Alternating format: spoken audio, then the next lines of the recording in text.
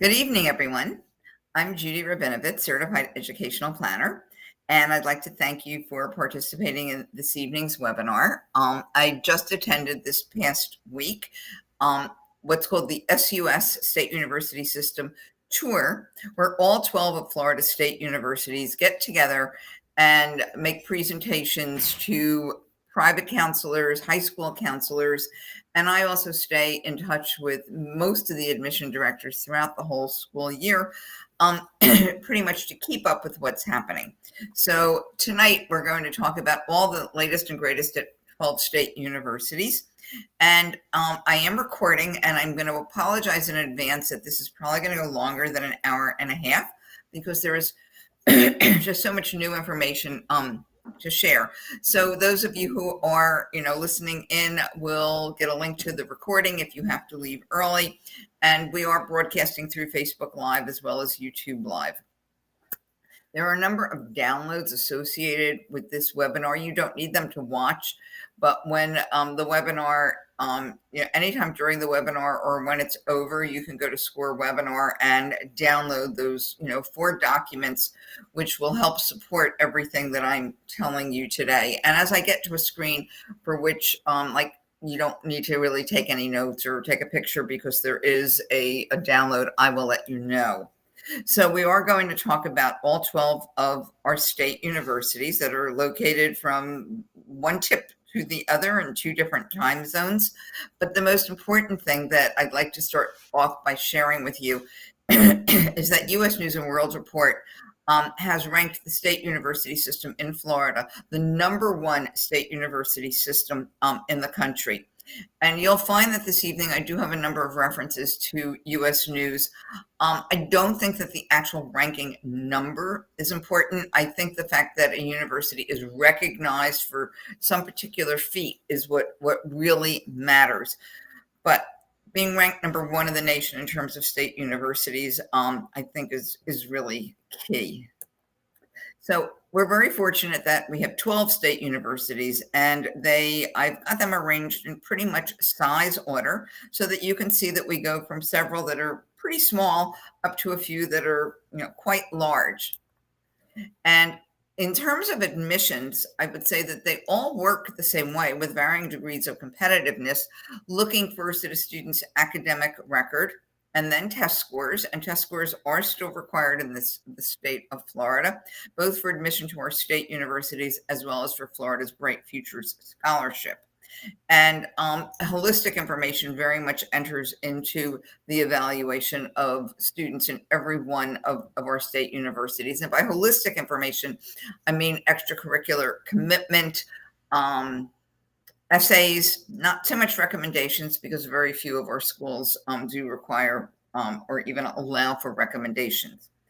There are some minimum academic units that are needed just to be eligible for admission to our state universities. These, to some extent, mirror the graduation requirements for the state of Florida, although Florida does not require foreign language, but our state universities do require at least 2 years of the same foreign language. And there are some requirements in terms of minimum eligibility for GPA and test scores, so that if you have a GPA recalculated the way the state universities do, and I will go over that, any SAT or ACT score makes you eligible. However, if your GPA is under a 3.0, but it cannot be under a 2.5 or you won't be eligible, then there are certain minimum SAT and ACT sub-score requirements or AccuPlacer or PERT scores. And again, the GPA is not the GPA on your transcript. It is the way it is recalculated by all 12 of our state universities, which is nearly identical, just a few little nuances among them. I do want to go over with you the latest data in terms of what it took to get into our state universities this year. The numbers that you see are mid 50% ranges. So in other words, we're FSU, it says that the mid 50% SAT, and this is for fall admission, is 1,300 to 1,430. That does not mean it's a cutoff of 1,300 or you can't get in with more than a 1,430. You certainly can. What it is telling you is that 25% of the admitted students had less than a 1,300 and 25% had more than a 1,430. So this is just the middle 50%. And that GPA is a recalculated GPA. And this data not only just came out about a week or two ago, but one of your downloads might be called the SUS matrix, has all of these numbers plus some additional ones. The percent accepted, not one school would commit to an exact number. These are all approximations, and in some cases, as you can see from FIU and Florida Poly, they actually gave a range, well, somewhere between 51 and 53%. So I try to quote them exactly in terms of giving you the percent accepted. These numbers, again, are for fall. In some cases, the percent accepted reflects the entire, fall, summer, spring, not just fall. But fall admissions is definitely tougher at those schools that offer both fall and summer, with the exception of University of Florida, where fall and summer are pretty equally competitive. And the numbers that you have in the download actually differentiates between fall and summer. So what I've done here is highlight the three that are the hardest to get into, as well as the three that are not quite as challenging to get into. So again, I think we're really lucky in the state of Florida that not only do we range in size from, under 2,000 students, up to well over 30 or 35,000 students, but in terms of admission competitiveness, with some that are highly selective, moderately selective, and selective. And all of our almost all of our state universities do have special honors programs. Some of them automatically consider you for admission. Others invite you to submit an application. Some of them have separate applications for it. Others have applications directly linked to the main application. But I did want to stress the fact that, most of our state universities do have an honors program. All 12 of our state universities now, for the first time ever, accept the common application. And while some of them have their own application, it is far more efficient to just use the common application. There is absolutely no preference for Common App versus a university's own application. And what got simplified this year was that none of our state universities are any longer accepting the coalition application, because in previous years, we used to get all kinds of confused questions from students and parents about which is better. Do I use the common? Do I use the coalition? Do I submit both? And by the way, even for a college that has its own application, never ever submit both to a college. And trust me, just stick with the Common App. It's really the easiest thing. And I think I may have lied. I told you that we would talk about the GPA. If there's time at the end, I'd like to go over how the GPA is actually calculated. Most of our state universities subscribe to what's called rolling admission, which is pretty much first in, first out. As soon as all of your information is complete, in other words, your application, your test scores, recommendations only if they are required, not quite your transcript, because most of our schools don't require a transcript, they require something else. But as soon as a university gets everything, they are in a position to start reviewing your application and make an admission decision. And generally speaking, for any university that offers rolling admission, the earlier you apply, the faster you hear, and often the easier it is to get in, because the bar keeps getting higher and higher throughout the school year. So I've listed across the bottom all of those schools that have rolling admission, and UCF is by far the most competitive, and they will start to make admission decisions probably within the next week or so. Many of our colleges, in addition to having rolling, or instead of having rolling, this part can get a little confusing, almost like airline classes. Most of them have a firm not most of them, some of them have firm deadlines. Some of them have early action deadlines. Some just have priority deadlines. So let me try to explain some of the differences. First of all, FSU and UF are two most competitive state universities, have firm deadlines. So UF is easier. They're November 1st. It's not an early decision. It's not early action. This is their deadline. They do have a second later deadline, but trust me, if you miss that November 1 deadline, it's, I don't want to say impossible to get in, but it's really, really hard to get in. This year, for the very first time, FSU, because it was so inundated with applications, added an early action deadline of October 15th, pretty early. It is only for students who are Florida residents. When you're on Common App, you'll see that there is no way to actually check early action for FSU. But if your application is complete, they have everything that they need by October 15th, you will be considered early action if you're a Florida resident, and early action students get a decision much sooner. If you miss that October 15th deadline, you need to aim for that December 1st deadline. That is the out-of-state deadline. It is the regular deadline. There is also a much, much later deadline. But if you miss that December 1st deadline, like UF, if you miss that November 1st deadline, it's much, much harder to get in. Florida Gulf Coast now has an early action deadline, as does New College, which basically says if you meet that November 1st deadline, you're going to get an answer, usually, I think, around December. By the way, the download of the SUS matrix has all of that information in terms of when you'll get your decision.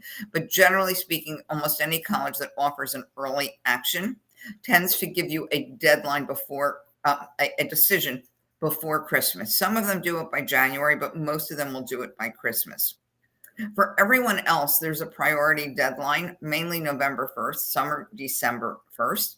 And I can tell you that if you're applying for any kind of a scholarship or an honors program or financial aid, you absolutely want to make that priority admissions deadline. And because that same deadline, or possibly sometimes even an earlier deadline for priority, can mean a better financial aid package or scholarship eligibility.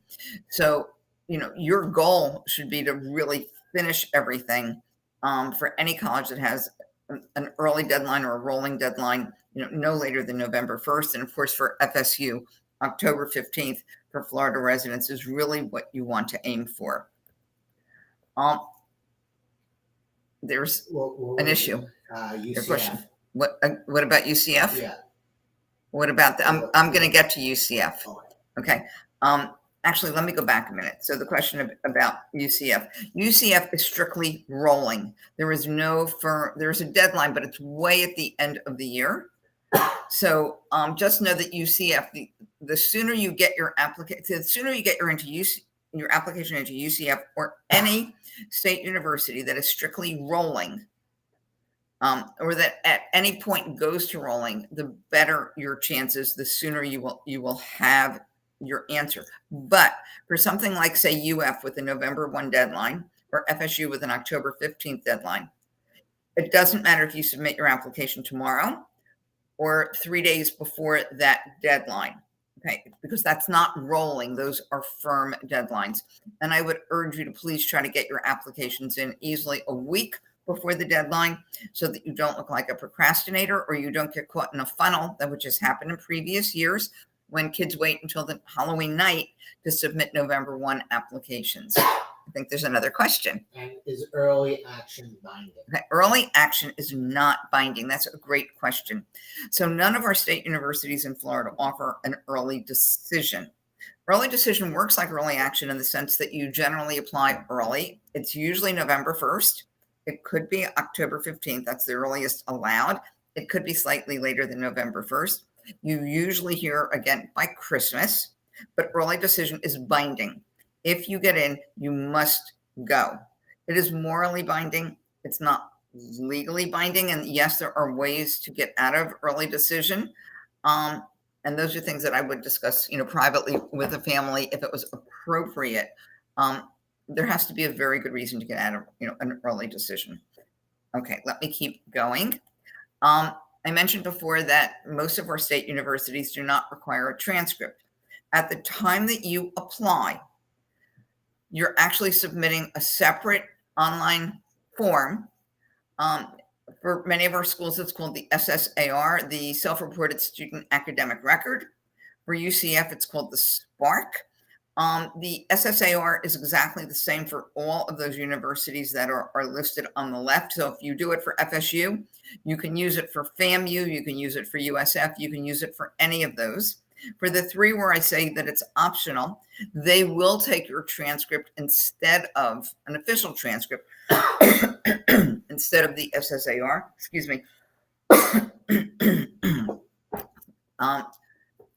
And for UCF, you must send the SPARC. The only time you're sending a transcript is if you are admitted and you commit to attend, then you're sending an official transcript. And two of our schools, Florida Gulf Coast and Florida International, do not take self-reported grades. They absolutely want your transcript. But the cool thing is that at least next year, FIU has already announced that they are transitioning to the SSAR. I've spoken to UCF. They have no intention of transitioning to the SSAR. I can tell you that it's sort of a pain in the neck to do both the SSAR and the SPARC. But if you've got a student who's applying to, let's say, UF and UCF, your student is doing both. There are also a number of universities outside of the state of Florida that have something called the SRAR, Self-Reported Academic Record.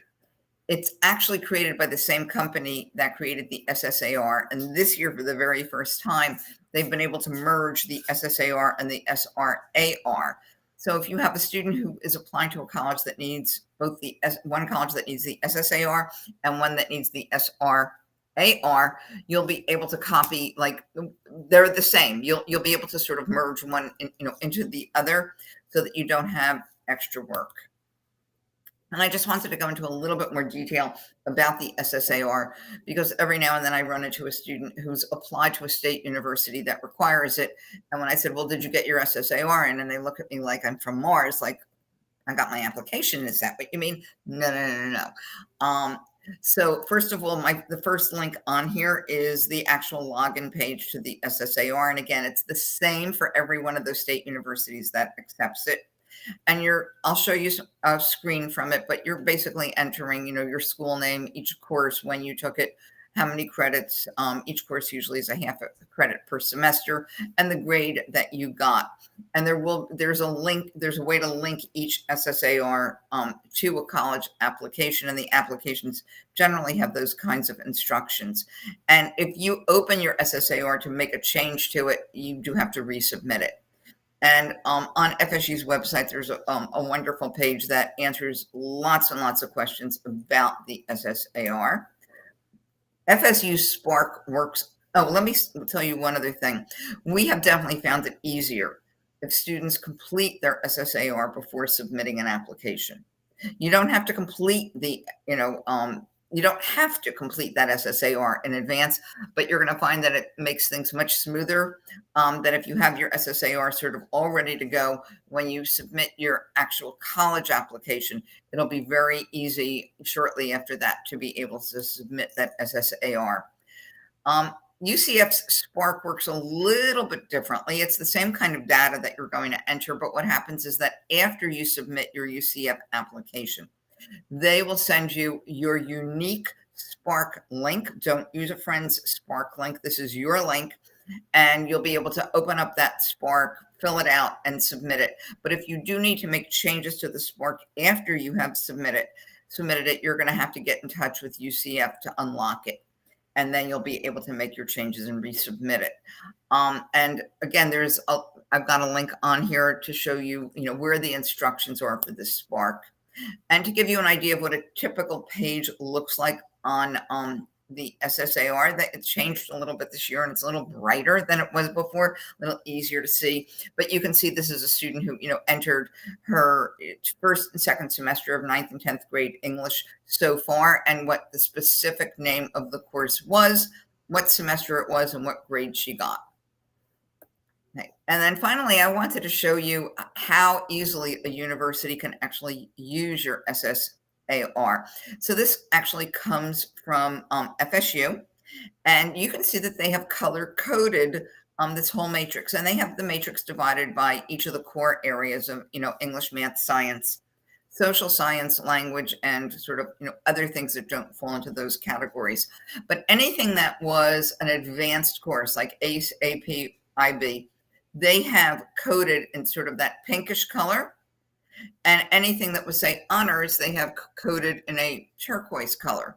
So I can look at this and immediately see, oh my God, there are a very high percentage of courses that are either, pink or turquoise. I'm not quite as interested in the regular ones. I hope that I don't see too many of them, or perhaps I see them more in that other column, because most colleges will tell you that the rigor of the curriculum is by far the most important factor. Okay. So with that, let's start getting into the nitty gritty of each of the 12 state universities, and I am going to go in alphabetical order. So FAMU, the presentation they just made started off by saying, hey, it's time. This is their new logo, or their new slogan. And they've described themselves as the Mecca on the highest of 7 hills in Tallahassee. And yes, our state capital does have 7 hills, as does Rome. And that Tallahassee is the only city in Florida that has 2 state universities in it. So it shares that city with FSU. It is our only historically Black university in the state university system. And in fact, US News actually called it the very highest ranking, or named it the very highest ranking public historically Black college or university. That's what HBCU stands for. Number 7 in the nation.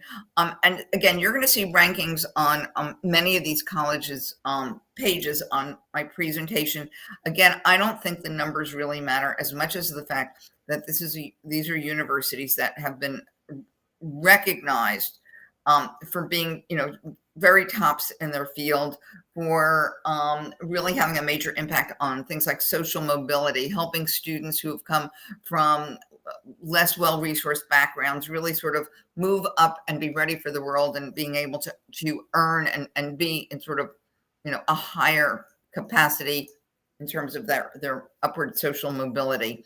And also computer science recently started being ranked. There's very few undergraduate majors that are business, engineering, and computer science are among the only, I think, undergraduate majors that US News ranks. And again, numbers not important, just the fact that something is ranked. You're not going to see too many national rankings as I go through the slides of the 12 state universities, because I wanted to do a comparison towards the very end to show you how our state universities stack up against each other.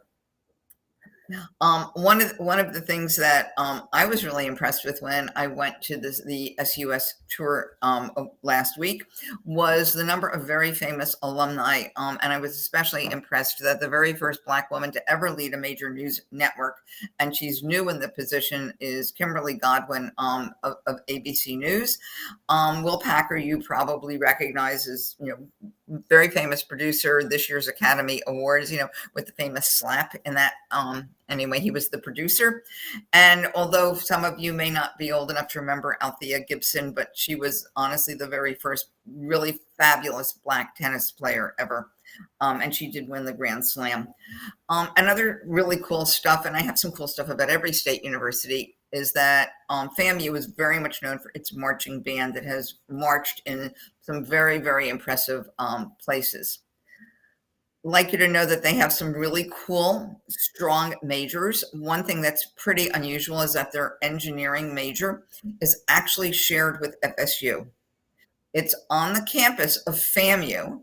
And so if you're an engineering major at FSU, you're actually coming to the FAMU campus. So it actually is really very well known. FAMU for nursing, architecture, engineering, has a couple of unique programs as well. And the 3+3 law program cuts 1 year off your studies if you're looking to earn your JD degree.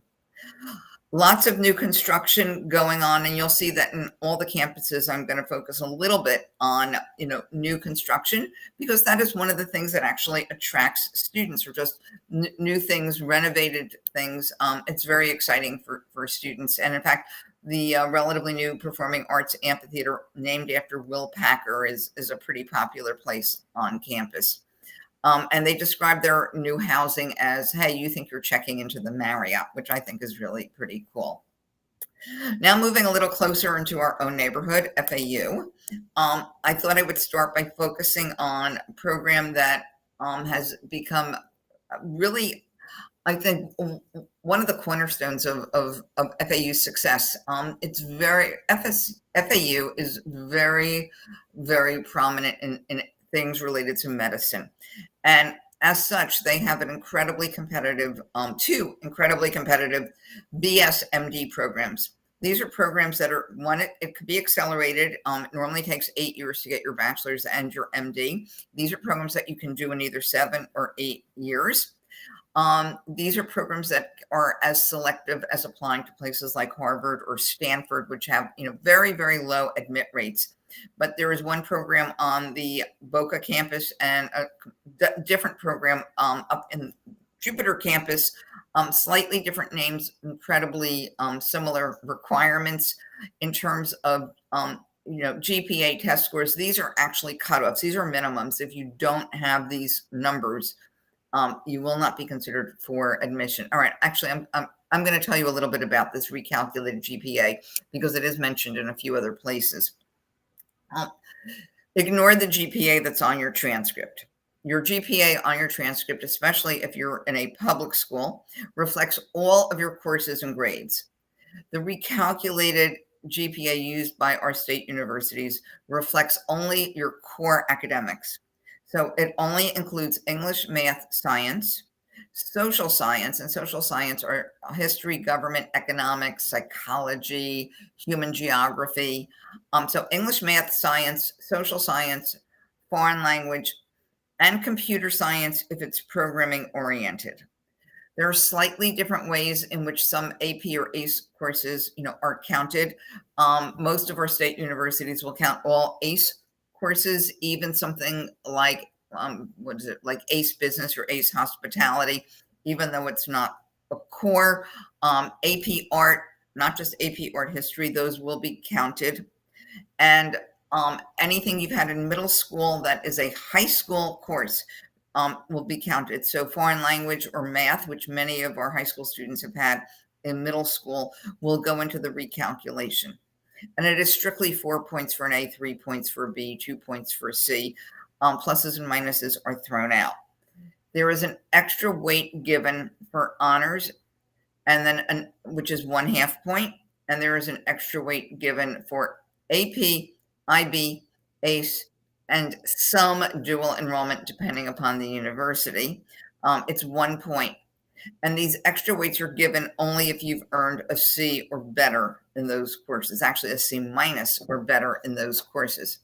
That is very, very, very different from what our public high schools give you.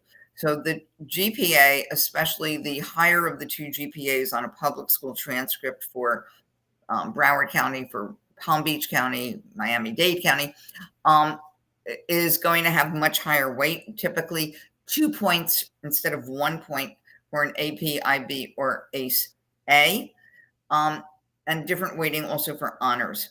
So the recalculated GPA is actually going to be lower than the highest GPA on a student's transcript. And I believe on our Score at the Top website, those are my learning centers, or on my JRA Educational Consulting website, there is a link to be able to recalculate your GPA and see what our state universities are going to come up with. But just keep in mind that it's generally lower than the higher GPA on your transcript. Anyway, to get into one of these double degree med programs at FAU, not only do you need a really high GPA at minimum and high test scores, but you actually need to have relevant experience, perhaps research, patient interaction, good community service, and it's not just a few hours here and a few hours there. It's really a strong commitment. And then there are a number of additional application requirements. It is a much more complex application than just the regular application, but you do start off on the Common App, and it is conditional admission to the College of Medicine. It's all, I don't want to say it's guaranteed, but as long as you score well on the MCAT, the Medical College Admission Test, pretty much at the average required by FAU, and maintain a solid GPA, you will get into the med school. Basically, it's fewer than about 10 kids a year. They don't have a lot of applicants because it's very hard to be up at that level. But you can see how few kids do get in. And there are a few of these programs in the state of Florida. As I said, FAU is very well known for things in the health sciences. They have an amazing, what's called direct admit nursing program, where you actually start working. You're in the field of nursing on day one. It's not a program that begins in junior year, which is what some colleges do. You can see its minimum requirements, and they're high, but they're not nearly as high as the double degree med programs. They definitely have, a deadline, and I would say that January 14th, please get it in by November. Just get it in. They only take 100 students a year.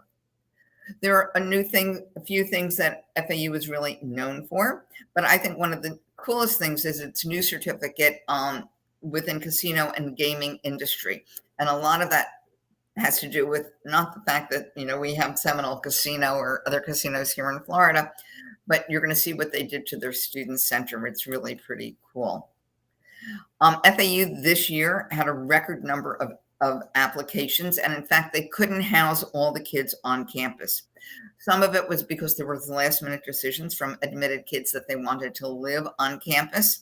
They actually had to rent space in 2 hotels. And you may think, hey, that's really cool. My kid's going to have a very, very cool room, which is true, but it's not quite, on campus. So a word to the wise, if you're applying to any of our state universities, because they all had record size freshman classes, get your application in early and commit to housing, even if you decide later that you're going to live off campus. Better to live on campus than in a hotel. They've added a new pathway to admission this year if you're interested in STEM, but you need a little bit more help in math. Perhaps you never took calculus. Perhaps you didn't do well in pre-calc, but everything else is really strong. There is a bridge program that will provide extra support for you in math that you may be admitted to.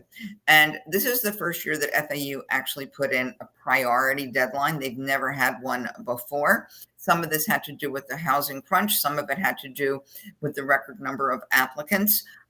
November 1 priority. Please get it in the month of October and not October 31st. A couple of cool things about FAU, some teams that have done very, very well. Like high schools have debate programs. Well, there's a diplomacy, competition program at the college level. They competed against 200 colleges and they came in first place. And also first time in their history, their women's volleyball team finished 8th in the nation. That's quite a major feat. They've also been recognized in U.S. News for a number of things. And one of the newest buildings on campus, which I think is really super cool. If you haven't been there, you really should visit it, is the Schmidt Family Complex. It puts the athletics on FAU's campus on an even keel with some of the most famous athletic colleges, and teams, in the country because of how the facilities, the training rooms, and the practice fields and everything that's in this new complex. In fact, it's been named as the best collection of facilities for athletics south of Gainesville, which I thought was really pretty cool because I'm sure you all know that Gainesville is one of our powerhouses in sports in Florida. Also very new are some dorms, one right near the student center on main campus and a new one in Jupiter, which is the honors college.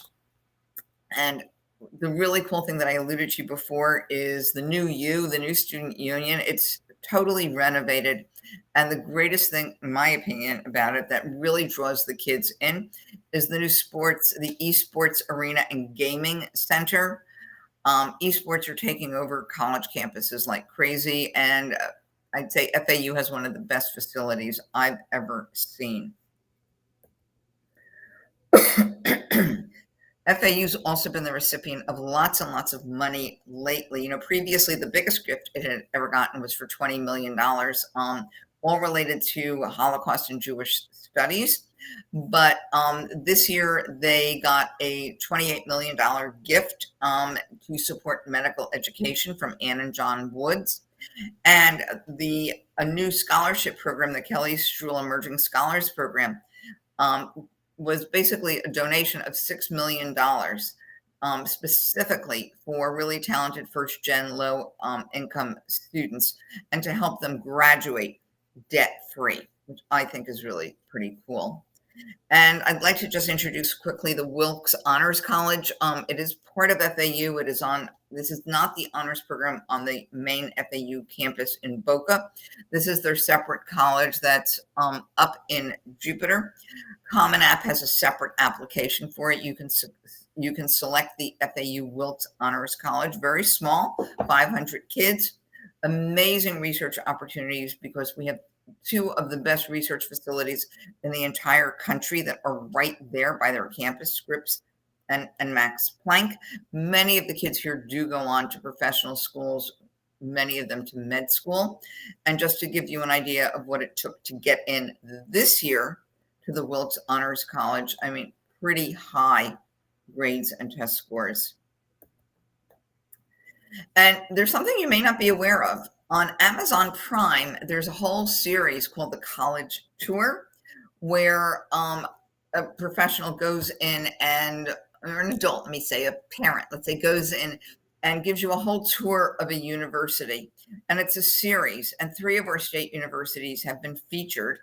And so there is one specifically on FAU, which I highly recommend you see. It's a great way to tour the campus and hear it from the perspective of a third party.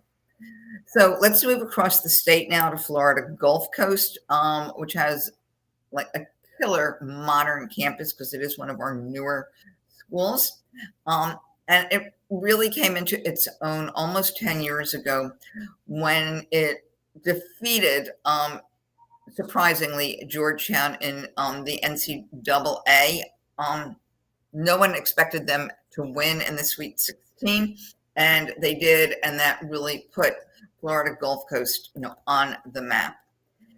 So it just turned 25 years old, and it started from just over 2,000 kids to 16,000, but they've admitted that they are slowing down their growth. They don't really want to get much bigger, but they even have 1,000 students in their own honors college. And they're very proud of the fact that they have not increased their tuition in 9 years. And I will tell you, our state universities are among the greatest value out there because we have one of the lowest tuitions across the entire country for in-state residents.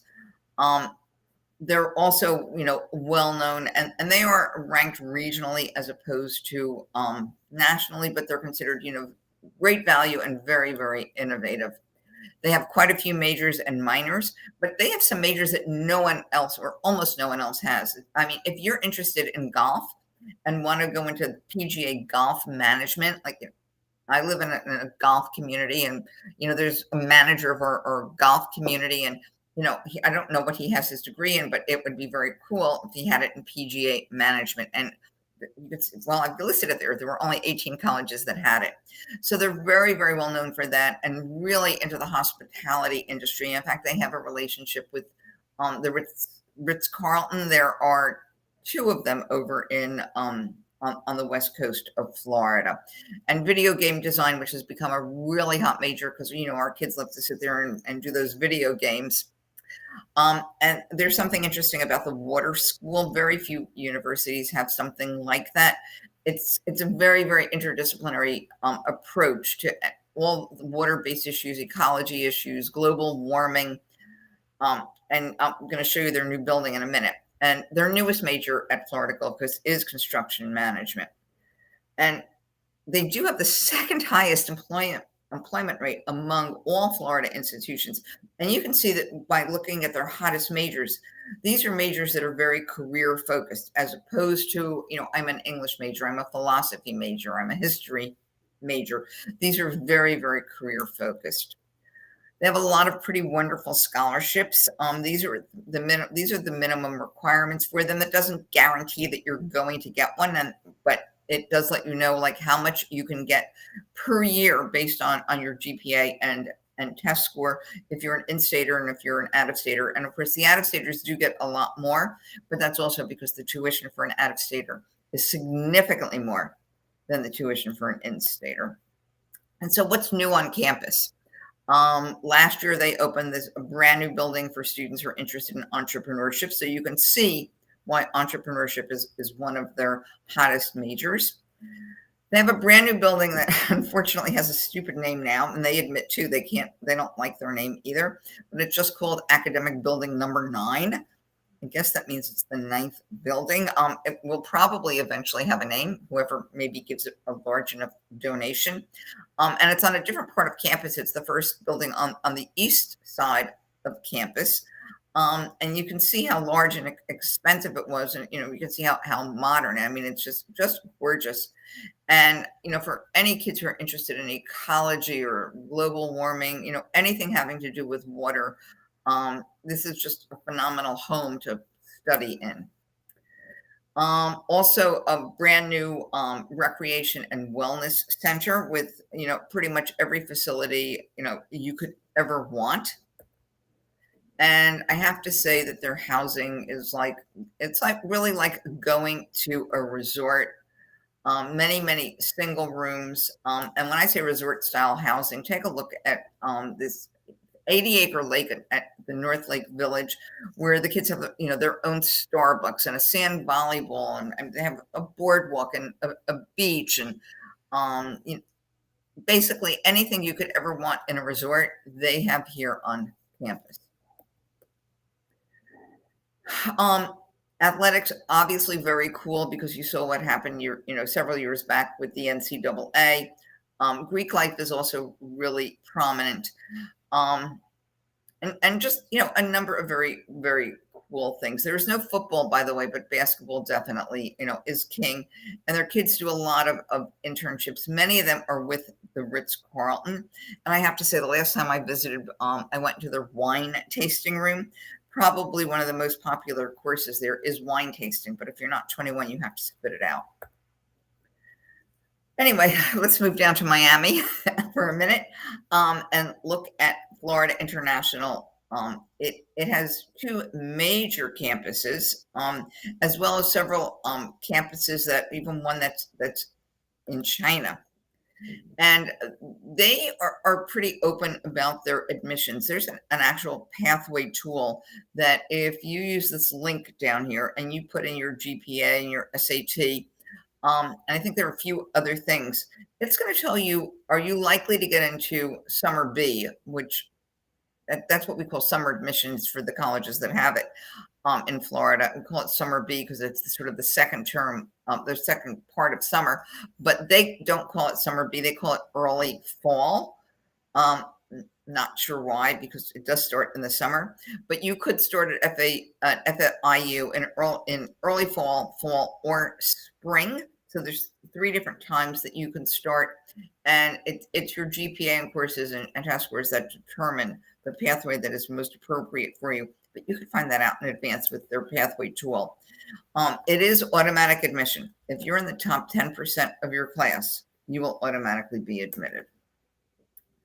They have a number of programs there that are called STEP, supported transition to excellence programs. So for instance, within the fields of, STEM, engineering, and business, if you're not quite math ready, there is a special program for you. You just heard about one in one of our other universities. They have one too.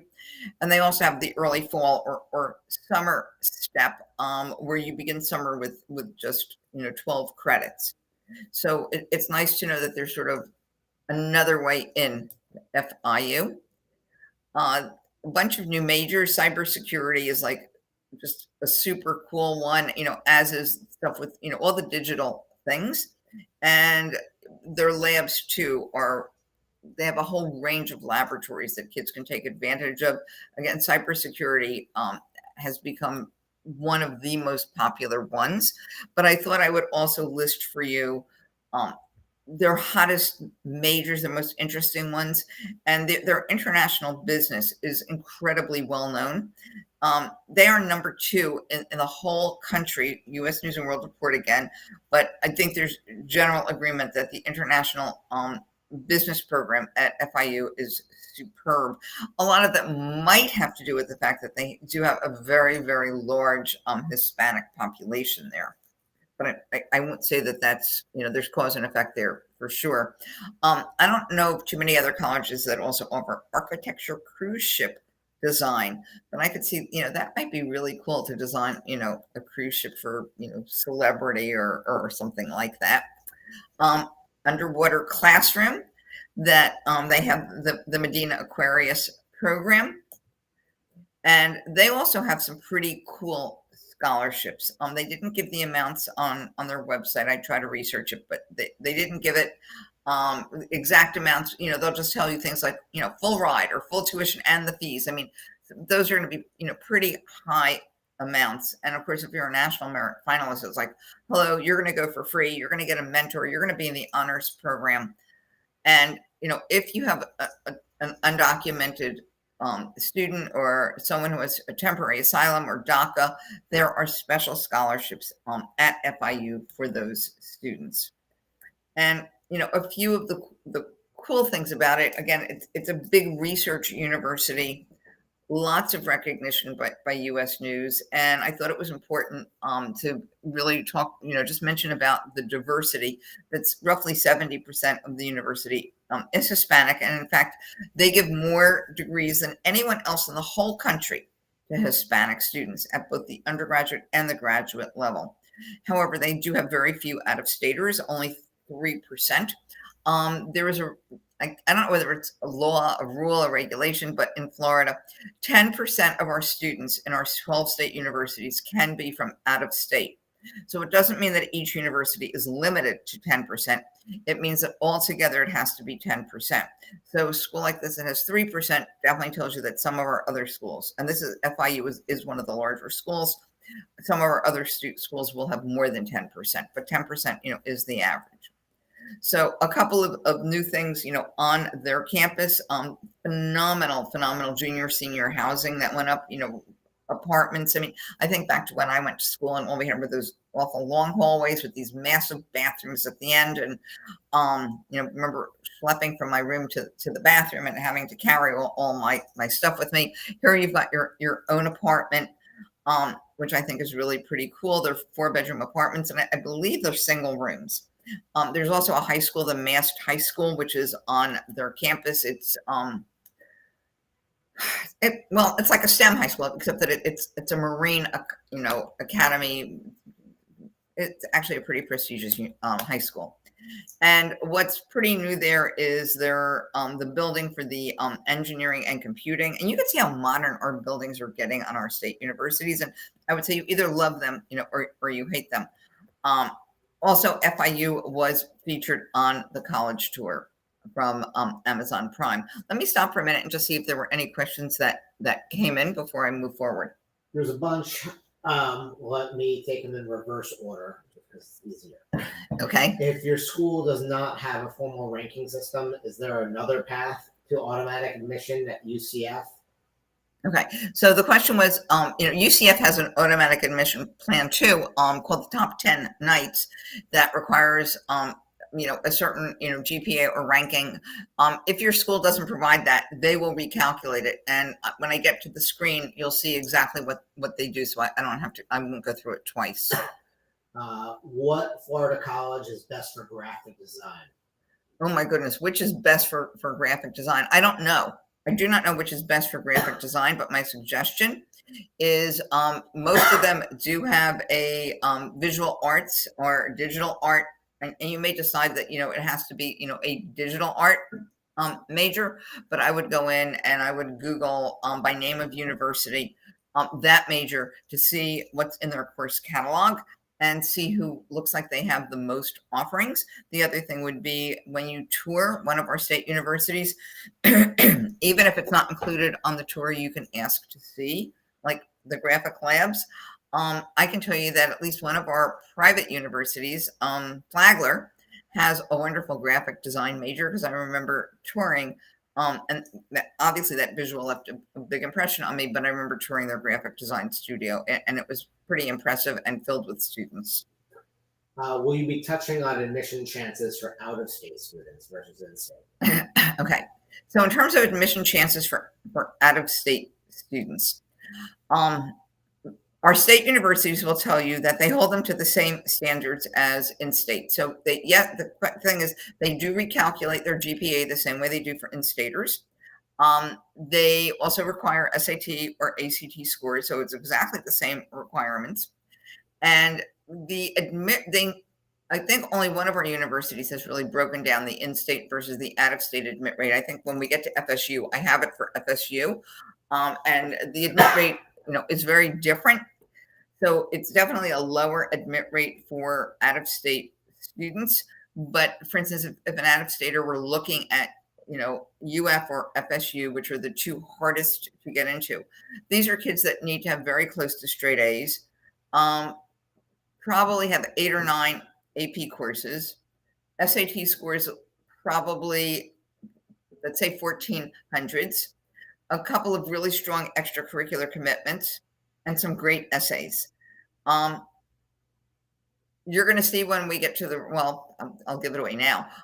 University of Florida last year reached its goal. It has been working hard to become a top 5 U.S. News and State Report, U.S. News, World Report. Right, U.S. News and World Report. Sorry, top 5 university. Now there are 7 universities in the top 5, but University of Florida is the first Florida university to ever get into the top 5.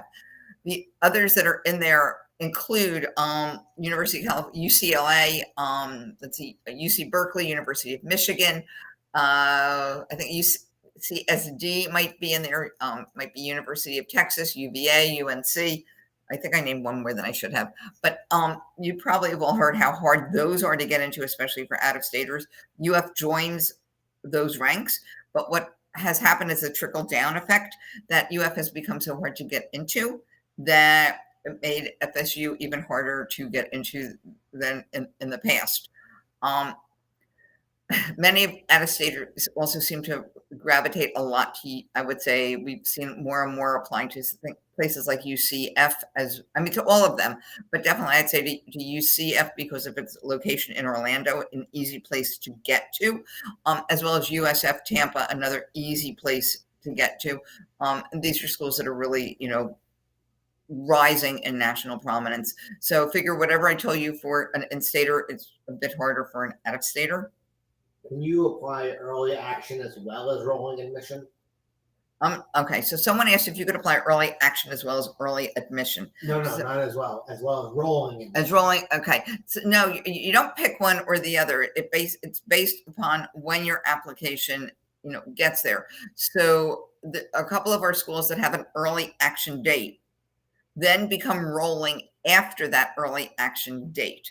So if you get your application in by before November 1st, you'll hear, and again, it's on that download, by by a particular date. Let's say it's, December 15th, and I'm just guessing, I'm giving you a general date. But after November 1st, it happens on a rolling basis. Whereas University of Central Florida is rolling from the very beginning.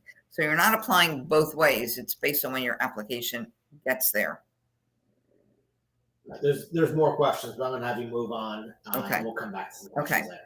So next in alphabetical order is Florida Poly. This looks like it just landed from out of space. Reminds me of the Starship Enterprise, live long and prosper, whatever. I used to be able to do that. I'm definitely a Star Wars and Star Trek fan. You'll see both of them in here, I think. This is just a reflection in the lake. This is what's called the IST, or the Innovation, Science, and Technology building at the only polytechnical university in the state university system. So this was the very first building at Florida Poly. It's enormous. It's state of the art, as you can see, super ultra modern. It has everything from study areas to classroom areas to meeting rooms to dining facilities, even some residential facilities, although they will be building more dorms. I don't have a slide about it, but they will be building more dorms. I believe that they're planned for 2023, 2024. So you may wonder who its students are. The best definition I heard was that these are students who are mathletes. Like an athlete, these are mathletes. These are kids who love anything STEM. Some people will call them, dorks or geek. I have 2 degrees in math. I do consider myself a mathlete, a math geek, but I'm very proud of it. I don't look at that as a negative, like geeky. But these are kids who just love, math or anything STEM. They're very entrepreneurial, very innovative. And I have to say, in admissions, they had a huge increase in application and growing freshman class of 1,600 kids. So what I'd like to do is take you inside a few things of the IST building. This is the IST building that we are going inside. And the first picture is a classroom. And, you picture a state university, having these enormous classes of 300, 400, 500 kids. Not here. Look how small their classrooms are. This is a typical classroom. And it is the newest and the smallest of all of our state universities. I don't know how many labs they have, but they are all completely unique and labs that you will not find, anyplace else. And their library has no books. I know you're saying, well, a library is supposed to have books. In fact, it was featured on Jeopardy years ago. When they, the answer was, a college library without any books. So it's Florida Poly's, everything is, online. And they jumped, pretty radically to 19 spots, which, I mean, that's unheard of in U.S. News rankings about, a public engineering university. Also, as a new school, I'm very recognized in, best value and social mobility, which I think is pretty fabulous. And interestingly, and maybe if you think about it, it makes a lot of sense, but their graduates earn the highest salaries among, the graduates of any of our public, universities. Now, if you think about it, they're all in STEM fields, and STEM fields do tend to pay an awful lot of money. Their average starting salary is about 60 grand. I can tell you that is probably about 8 times what my starting salary was when I graduated college way back. And they are definitely getting some very, very high wage positions with a number of firms. And you're going to see, I have another slide about all the firms that they have partnerships with, or where kids get internships, where kids get jobs. It's pretty amazing how industry and Florida Poly are so interconnected. So they only have 2 colleges within the university, and college, the word college can be used to mean like a group of departments, if you will. So, the engineering college, and then the innovation and technology college. And they do have some very unique majors that you're not going to find at a lot of other universities. And I've listed some of their most popular ones. They have majors that I've never heard of in my life. I'm sure the kids could explain to you what they mean, but I think they're a little beyond even this math geek. And their newest major is not just cybersecurity, but cybersecurity engineering. Basically, these are kids who get into heavy duty into STEM on day one. The classes move at an accelerated pace, more like an AP or an IB pace. Every student does an internship before he or she graduates. They even have a senior capstone project that is, it's usually a team of students working together. They solve a real world problem. They learn about collaboration, about leadership. They learn about industry. And there is a tremendous emphasis, besides the fact that this is such a STEM-oriented university, but a tremendous emphasis on soft skills, on leadership, on finance. It's really a pretty cool concept. So these are only some of the companies where there are either internships or partnerships with. So you can see that the kids who go to Florida Poly are exposed to probably some of the most prestigious places to work in the country. So there's lots of teams there. I'm not going to tell you that there's a football team or a basketball team, but there may be a dodgeball team, a robotics team. And in fact, I believe the robotics team is the largest team that's there. There are definitely some athletic teams. That's a picture of, I believe, the robotics team. But the other thing that's really cool is that the force that guides the students at Florida Poly has been inspired by the Jedi way, which really appealed to me when they talked about this, at the tour that I did. And I did a lot of extra research to find out more about that. And so there is a student club there called Force Institute.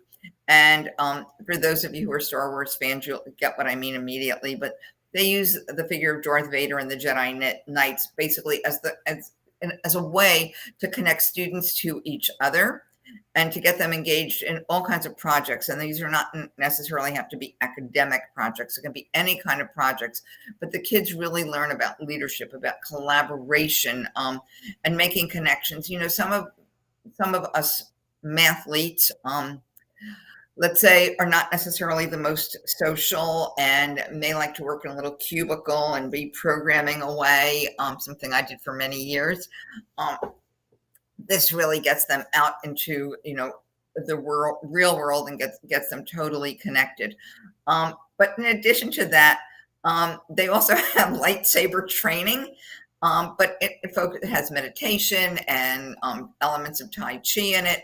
And they're actually working on a film project. So yeah, the kids are getting into film and directing and producing and choreography, because it is going to be a choreographed lightsaber battle. But I thought it was really cool. I'm not sure how many other universities are inspired by the Jedi way. So what's new on campus? The brand new Academic Research Center, which actually just opened, which gives them another 90,000 square feet of capacity. Again, small classrooms, super ultra modern. It just complements that IST building. They also give an awful lot of scholarships. And you can see, for instance, one of them is basically it's $10,000 a year, but these are kids who have an SAT in the 1500s. But again, there are 3 scholarships, 3 of their highest scholarships that are awarded, among others. Okay, I'll move into Florida State University. That is, of course, their famous football stadium. And I can tell you that admission there has gotten more and more and more competitive every year.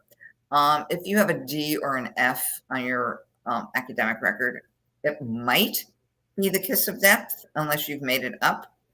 And I mentioned earlier on in the very beginning, what does it take to get into a state university in Florida? Just minimum eligibility. This doesn't mean you'll get in. These are the minimum eligibility standards. I want to show you how they compare to your typical FSU admitted kid. So you can see that the typical admitted kid has a lot more than what is required. So for example, even though 4 years of math are required, that's going to be like Algebra 1, Algebra 2, geometry, and either pre-calc or trigonometry, let's say. Their average kid has 5.5 years, which basically means that they have those 4, but they most likely have calculus and or statistics, because to get an average of your typical admit of 4.5, it means of 5.5, it means some of them have 5 and some of them have 6, which means that those who have 5 have either calculus or stats, and those who have 6 most likely have both calculus and stats. So you can see how the kids at FSU have a stronger curriculum just by virtue of the number of courses that they take. And this year they actually had they purposely went to a smaller freshman class, but their freshman class actually reflected all 67 counties. I never knew how many counties were in the state of Florida, all 50 states and 51 countries. And they did have a record number of applications. And in fact, in the last 6 or 7 years, their applications are up closer to 200%. I mean, 169%. That's unheard of. So I'm going to get into it, and I think in the next slide or two, how they've changed something that they're doing in admissions. So the average kid who got in this year has 9 of those very advanced, APIB, ACE, or dual enrollment courses.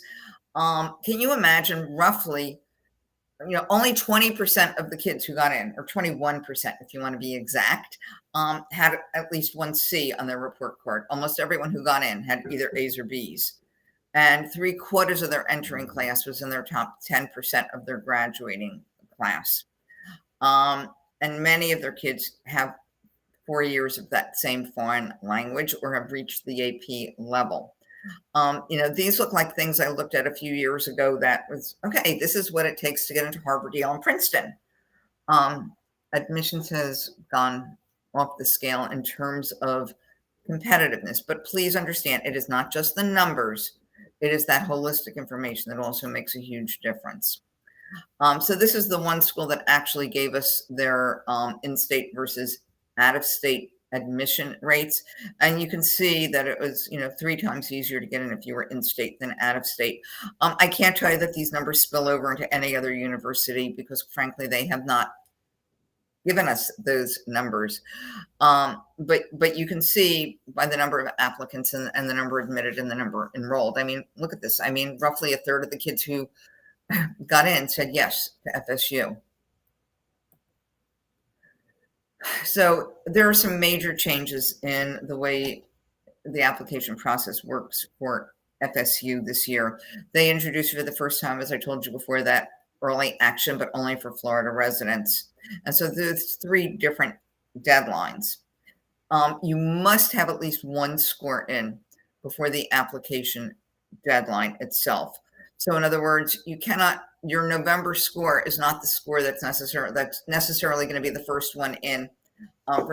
If you're applying early action, you've got to have an earlier score that gets there by October 15th. You may submit a later score that may still be considered, but everything must be in by that deadline. And the way all of our other state universities work is that you can apply for summer or you can apply for fall for almost all of them. But if they think that you're better suited to a different term than the one to which you applied, they'll accept you to that term. So, for example, it's generally, other than UF, it's generally easier to get in for summer than it is for fall. And sometimes it can be a lot less selective, in the summer. And you're going for 6 weeks in the summer. You're taking 2 courses. You have priority registration for those 2 courses. It's an easy way to get A's. And by the way, you do have to go 1 summer before you graduate to any one of our state universities. If you're not in the honors program, you just have to go for 1 summer if you're at a school that has a summer program. Although you don't have to be at that school, you can be at any other one of our state universities for the summer. Personally, I think it's easier to go the summer before you start. This way I'm going to learn, hey, am I going to join a fraternity or sorority? Which one? Where are the best places to hang out off campus? Who are the professors I should really avoid or try to get? I learn a lot of ropes. And when I come back in the fall when classes start, I don't feel as naive as a brand new freshman. So they are not going to consider you for a different term. It's not like I'm going to apply for fall because that's really, really, really when I want to start. And if you don't accept me for fall, you accept me for summer, I'll come. The way it now works at FSU, they will only consider you for the term for which you apply. So if you apply for fall, you will not be considered for summer. And if you apply for summer, you're only going to be considered for summer. So if you look at the SUS matrix that you can download, it's one of my downloads. I do give you break down the numbers for summer and fall for the mid 50% for GPA, SAT, and ACT, so that you can actually determine which term you'd like to apply for. Although there are some other ways to get into FSU.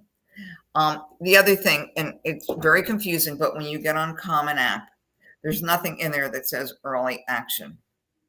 You must choose December 1 as your deadline date.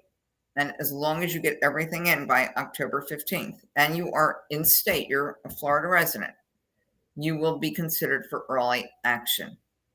So just know that you're still applying for December 1st, but you're going to be considered for early action, and you're going to get your decision a lot earlier than if you got your application in by October 16th. Okay. So lots of top majors, they're very much known for their business program and their performing arts, I'd say more than almost anything else. They have a freestanding independent school of entrepreneurship, and their performing arts are just beyond.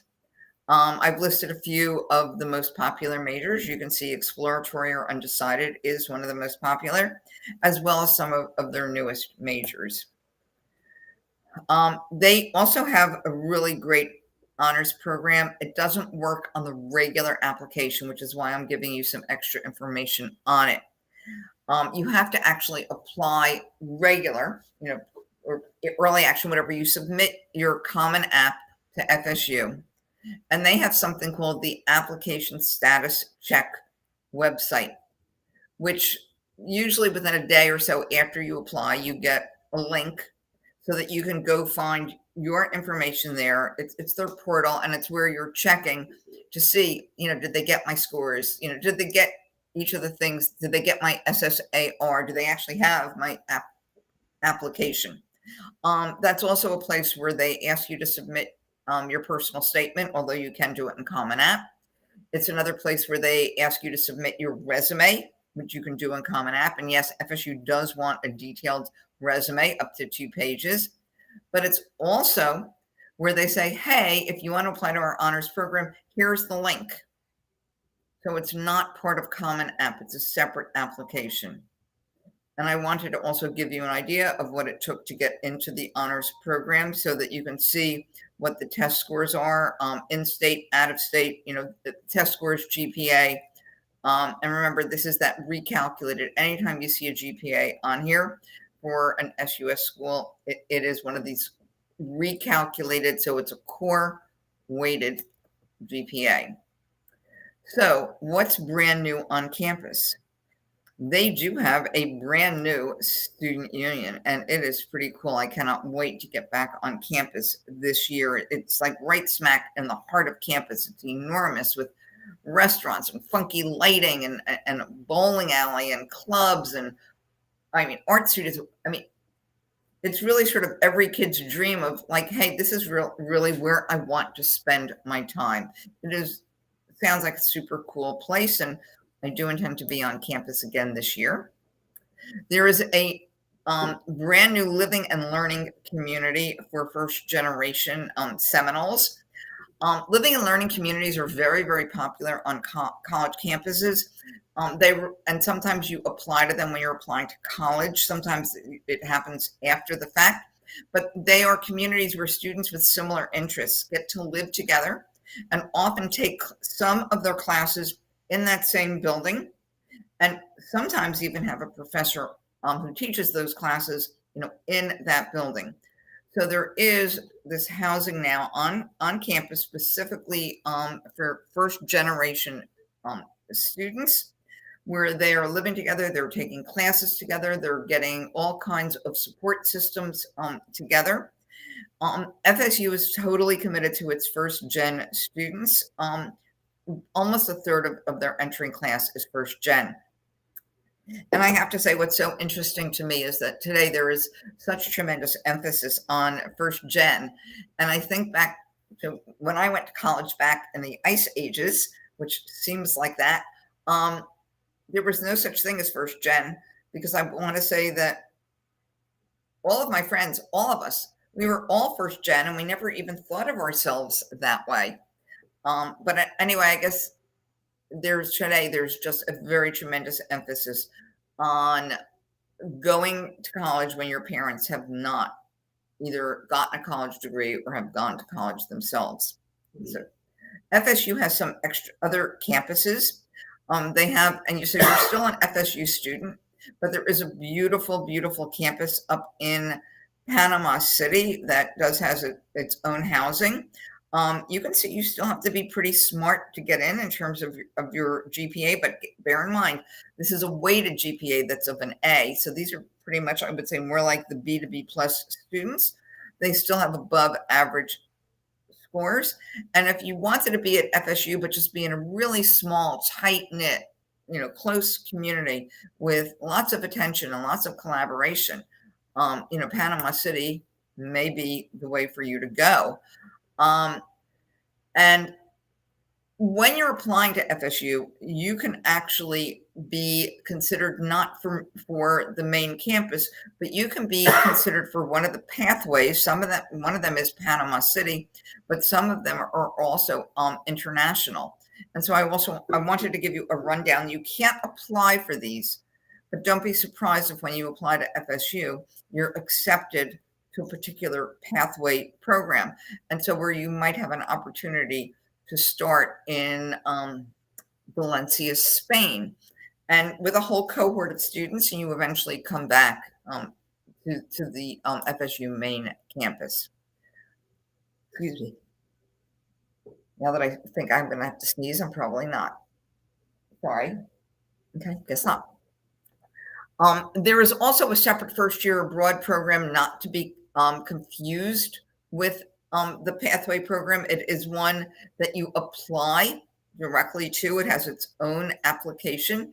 If you want to start in Florence, Italy, or London, or a different Panama City, not the one in Florida, but the one in Panama or in Valencia, you can fill out a separate application and do your first year, not on main campus. So FSU has a separate summer bridge program. It's unique in the sense that you may apply directly to it. You'll see later, I'm going to go on and talk about the summer bridge programs that other of our state universities have, but those you are selected for, you don't apply to. So you can see that they're smart kids. Excuse me, I knew I had to do it. Sorry about that. These are kids you can see that have a high GPA, and again, it's this core weighted, so they are more likely, let's say, B students. Their SAT scores, are lower, but you can apply directly to it, and you get a very, very significant level of mentoring. They accepted almost half of the students who applied, and a little bit more than half, almost maybe 2/3, actually enrolled in this summer bridge program. And it is more for first gen and financially disadvantaged students. Anyway, you can see U.S. News had lots and lots and lots of rankings for, FSU. And again, it's just important to know that they are incredibly well thought of on a national level in a wide variety of fields. They've also been named by College Magazine one of the most beautiful campuses in America. Let me actually go through this again. Look at these are all my own pictures from my last visit to campus. And I do go visit campuses on an ongoing regular basis. In fact, I'm going up to Boston next week to see about a dozen colleges. The other thing that they are so well known for is they have the FSU Flying High Circus. I've gone to the circus. These are actually college kids who perform the same kinds of acts that you would see performed in a 3-ring circus. It's like super cool. They actually are known for having the best 4-year graduation rate in colleges. Today, most colleges, other than say the Ivies and the super selective, tend to quote a 6-year graduation rate because kids take longer to graduate. Although I will tell you a secret, I told my kids I would pay for 4 years, and you better get out in 4 years. That's all we're paying for. FSU does have the best 4-year graduation rate in the entire state. Before I get into new college, let me see if there are questions. Can you discuss the grandparents waiver for out-of-state students? Oh my goodness. The grandparents waiver for out-of-state students. I'm not sure if it applies beyond just University of Florida. And I know it doesn't apply to all students because I believe if you're an out-of-stater and you get in to, at least I saw it, I heard it discussed at UF, that if you get into UF, there is some paperwork that you can file. It's not really paper, it's online. If you have a grandparent who is a permanent resident of the state of Florida, that you can get a tuition waiver. It does not happen to all students, but it's really great to know. that if you live out of state, but your grandparent lives in Florida, I honestly don't know the answer to whether or not this is for all of our state universities or only for University of Florida. I'm going to ask around and see if I can, get an answer and try to post it on my Facebook page. For FSU, as an out-of-state student, but you have prepaid college, I know you're in-state for tuition purposes. Would it be better to apply directly to FSU and not use Common App? Okay. It doesn't matter what your situation is, in-state, out-of-state, prepaid, not prepaid. Just use Common App. All colleges on Common App actually have to sign a pledge that they will treat the Common App exactly the same as their own app. And it is really easy for colleges to just keep everything in the same format. And your kids have so much extra work to do for college admissions, all the crazy essays they have to write. I promise you there's no extra advantage to using the college's own app. Yes, FSU does have its own app. If you were not applying to let's say you're only applying to FSU and to some of the University of California schools and to MIT and to Georgetown. Okay, in a case like that, use FSU's application because not one of the other schools takes the Common App. So there's very few schools, there's over 1,000 colleges that take the Common App. While schools say holistic admissions review, there's so many applications to review. How much do amazing extracurriculars or recommendations matter if academics are below average admitted staff? Okay, so all the colleges talk about holistic. How much can your extracurricular or let's say even your essays or your recommendations help? So first of all, let me start with recommendations because they're not really going to help you at our state universities because very few of our state universities will even accept a recommendation. UF and FSU will just throw them away and they'll tell you that they are not even going to look at them.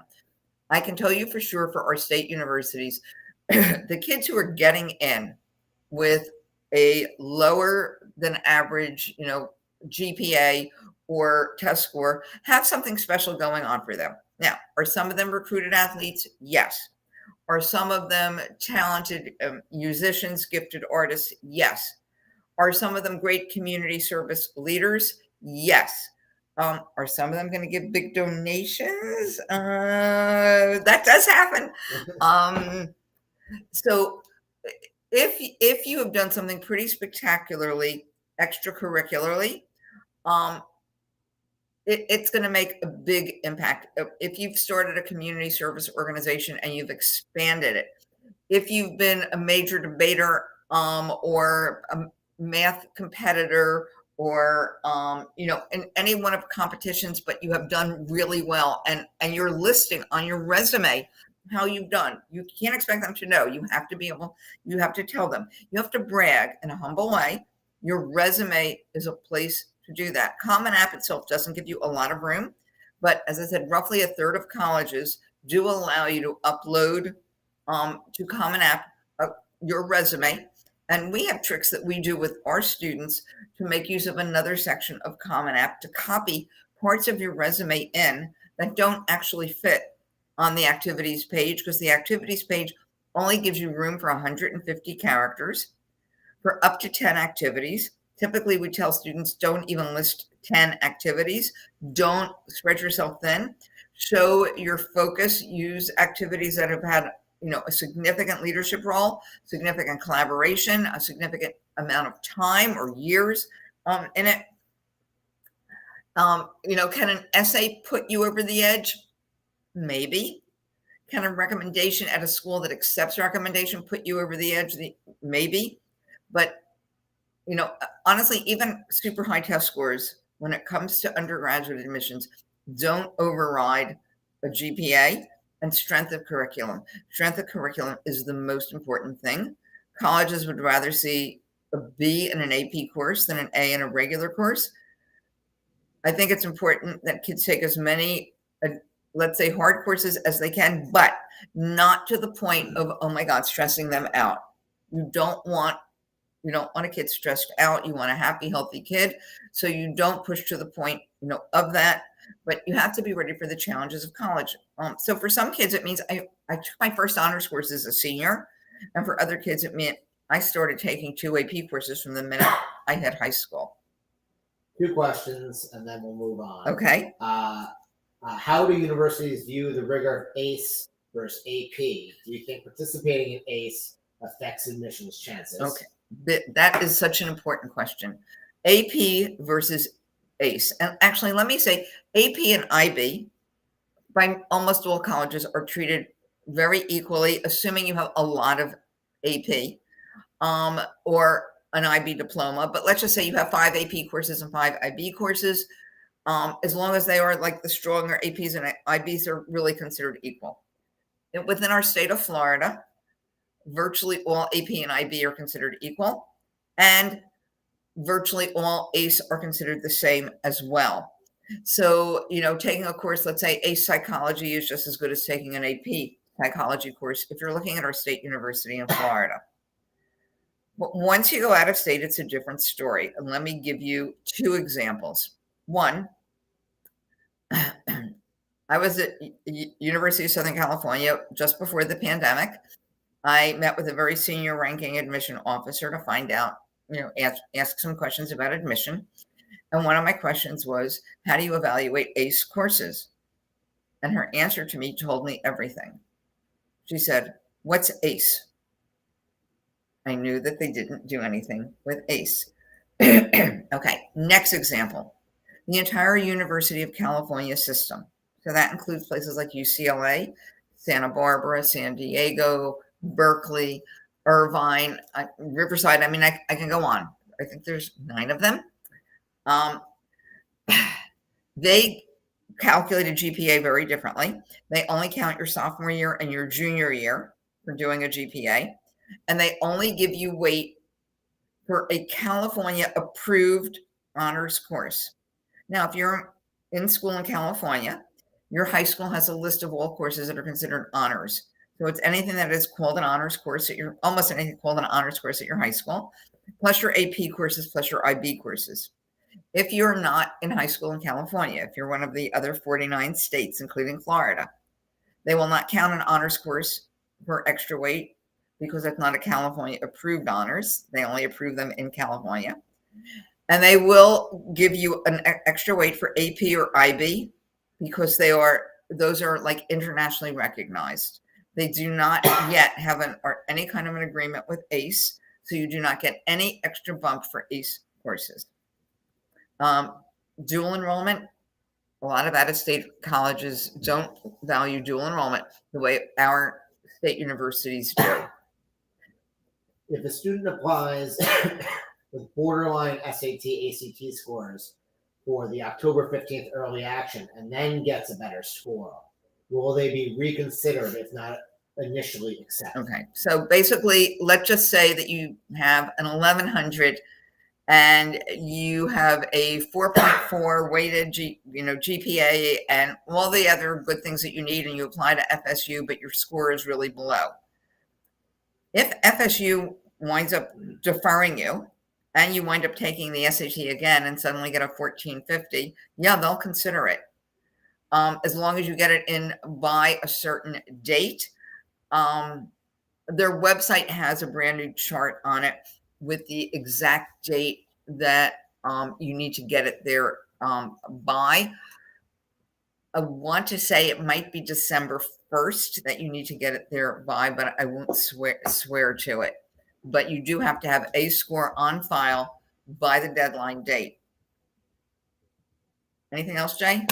There's lots more, but we got to move. Okay. So new college. I wish they would change their name already. It's not so new anymore. It's 50 years old. It is our public liberal arts college. It's also very small, 700 kids. They're intellectually curious. They either know exactly what they want to do or they haven't the foggiest idea in the world. So they have 45 different areas of concentration, which is a lot for 700 kids. They can even create their own majors. They have intellectual courses. They have career building courses. But you do get a dedicated career coach from day one. So you can't just say, oh, I'm going to be a philosophy major. I mean, I'm not sure what you do with a philosophy major besides teach in college, but perhaps there are other things. So you have that career coach that helps you along all the way. Because sometimes parents will say to me, well, why should I go to a liberal arts college? Shouldn't I be doing something that's more career focused? They help you stay career focused. Interestingly, they have no core curriculum. You take whatever courses you want, but you do have a concentration of something that you're more interested in. They do not give grades. They give a narrative evaluation. There's only a few colleges in America that give a long narrative evaluation of how you've done. And you may ask, well, what about getting into graduate school? They have set records for the kids, the percentage of their graduates who get into graduate school.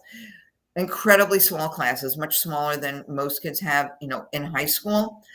During a January term, that's a term to do whatever, pretty much anything you want, independent study. You can be doing research, you can be doing a study abroad, but you get to focus on one thing.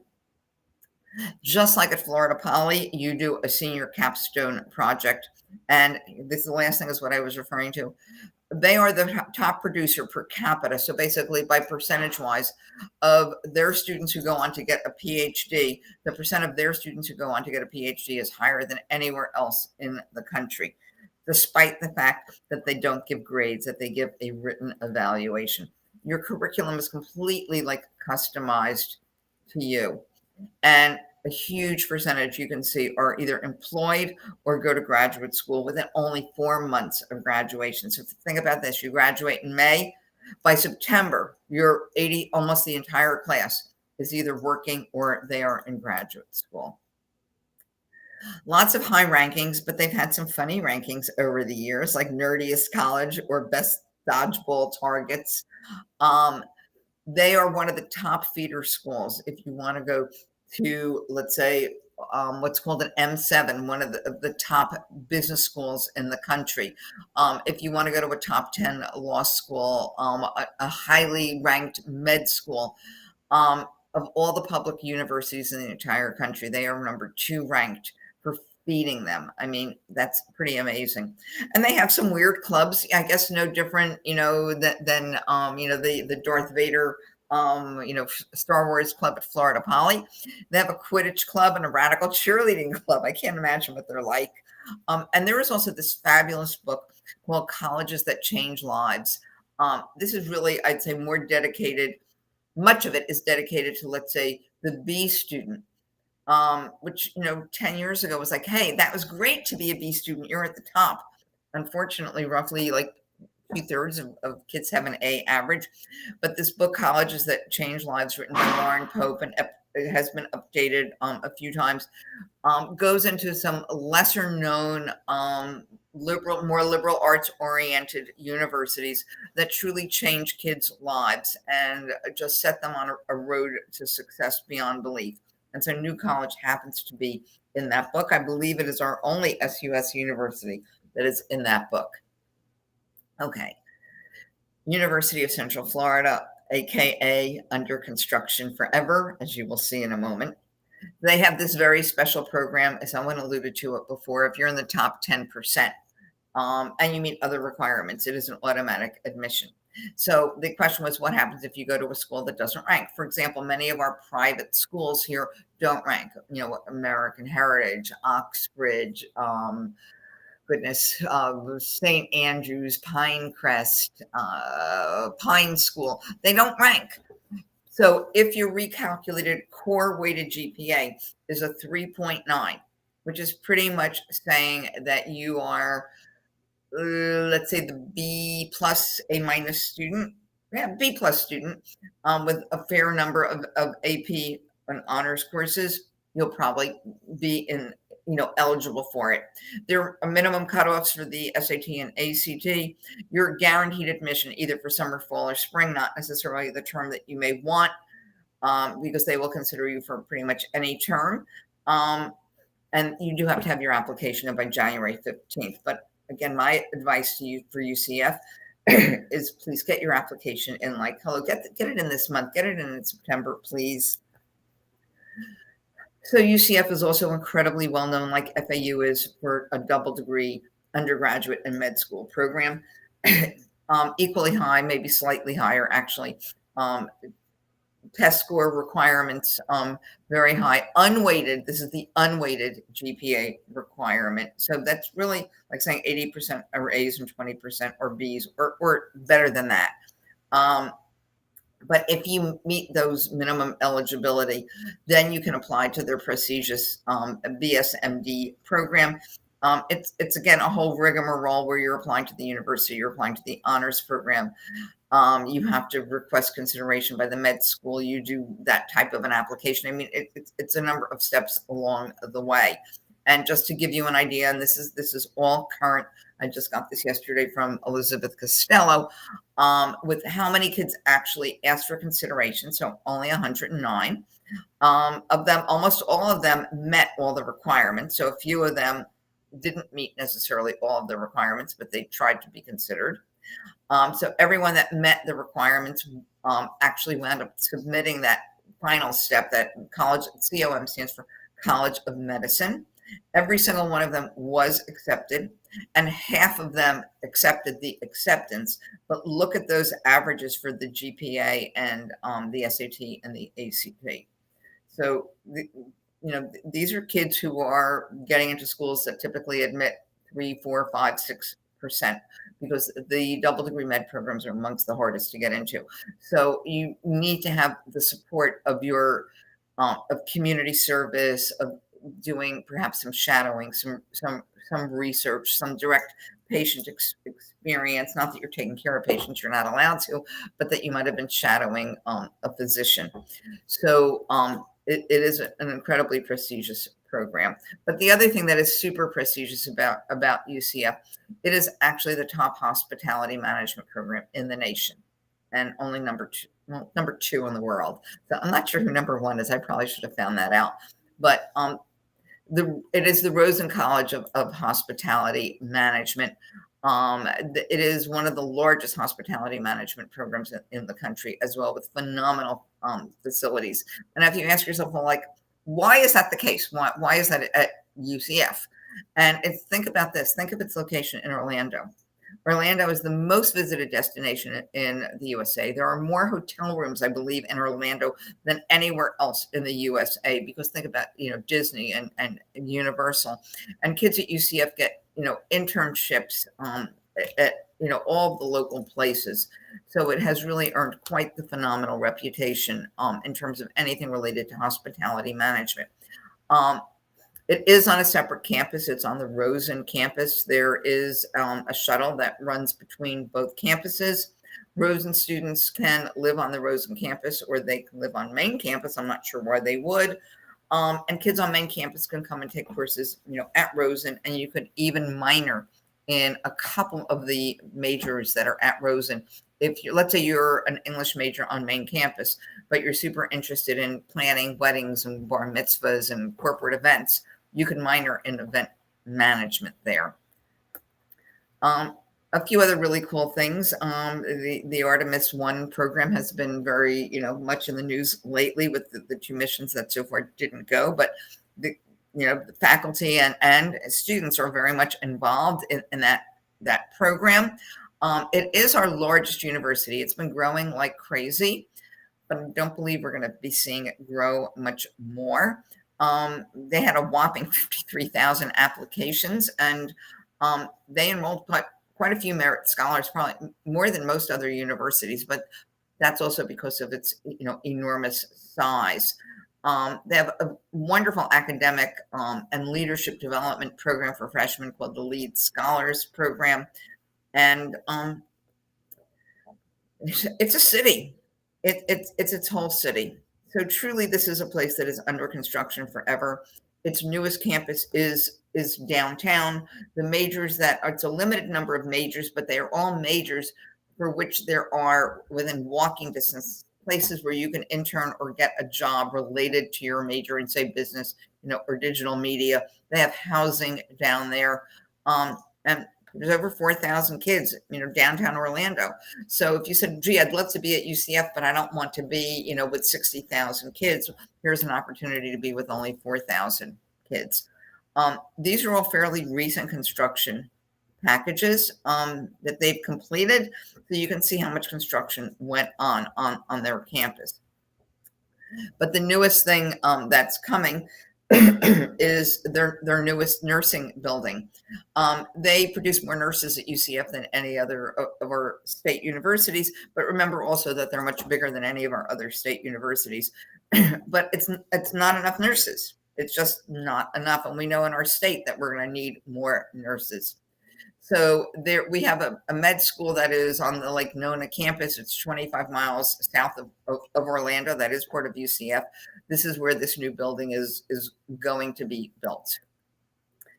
And the school was also featured on Amazon Prime on the college tour. You can see it's the same guy who's doing, all of the tours. Okay, let's take a look at University of Florida. So I'll embarrass myself, but Cygnus said the number one school for hospitality is l'École Hôtelière de la Zone in Switzerland. In Switzerland. In Switzerland, yes. Yeah. The number one school for hospitality is in Switzerland. But I think you'll be fine at UCF. You don't have to go to Cornell, which also has a phenomenal hospitality program. And so does Florida Gulf Coast. And so does the University of Denver. And those kids work in all the ski resorts. So I guess if you're a ski bum, you'd probably rather be out in Colorado than be in Florida. Thanks, Jay. Anyway, so the newest initiative at UCF, very, very STEM oriented, but specifically AI, artificial intelligence. If you're on their website, you're going to see Allie, the world's first AI alligator, come up and ask you, hey, do you need help? Is there anything I can help you with? But AI is sort of a big initiative on their campus. And in fact, the newest building is this new hall for data science and information technology. So, it's home to everything computer science related.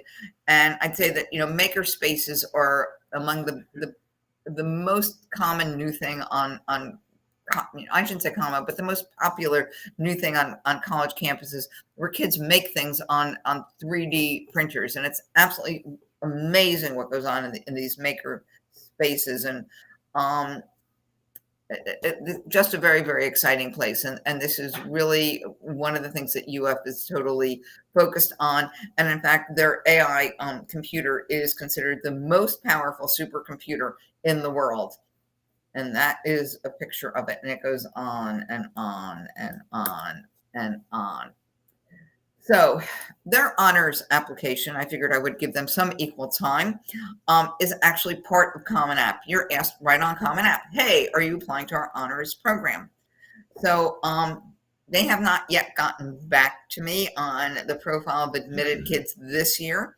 I would imagine that it's pretty similar to the admitted kids from last year. It's, holistic admission, just like FSU is not just the numbers. It's also, you have to be an involved kid.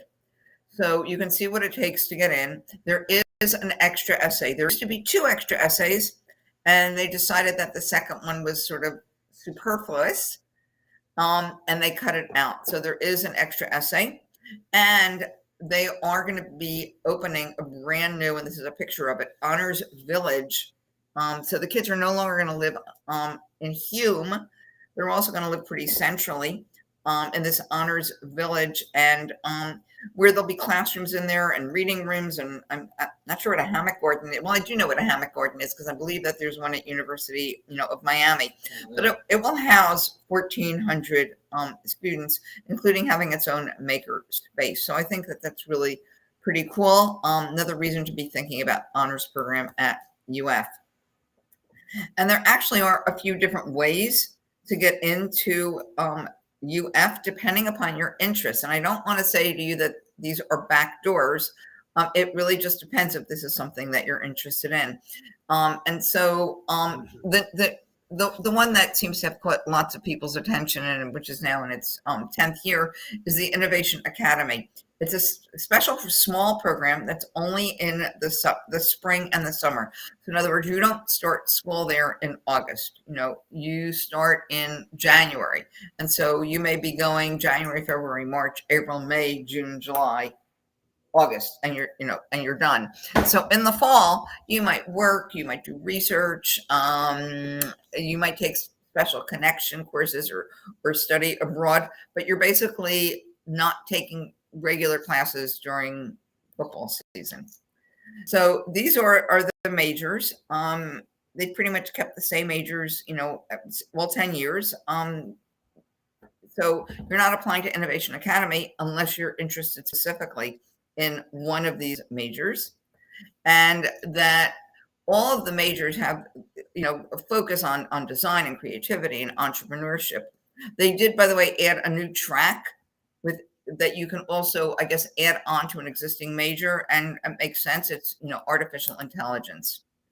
And this will give you an idea of what it took to get in.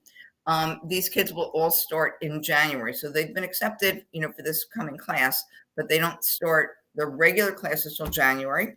So they may be studying abroad or doing an internship or some research or taking some connection courses. But you can see there's a pretty high admit rate. So, 700 of them roughly, got in, and roughly half of them, and 50% of those students decided to enroll. Okay. There's also the PACE program, which is sort of like a hybrid program. You don't apply to PACE, but you're asked on the application if you want to be considered for PACE, and where you start online. And so this has nothing to do with the pandemic. They've had PACE from before the pandemic, but you start online, you earn a certain number of credits, and you have to do online for a certain number of semesters, and then you transition to main campus. This works really, really well for a student who, let's say, can't, financially afford to live, up there in Gainesville, or who really isn't quite ready to leave home. Maybe it's a student who's also working, but really wants to remain at home. And so depending upon how many AP, ACE, or dual enrollment credits will determine how long you have to actually do online. Minimum is 2 semesters. I think maximum is 4 semesters, but at least 15 of your credits, which is really 1 semester worth of credits, must be earned online, but you do have to take, 2 semesters.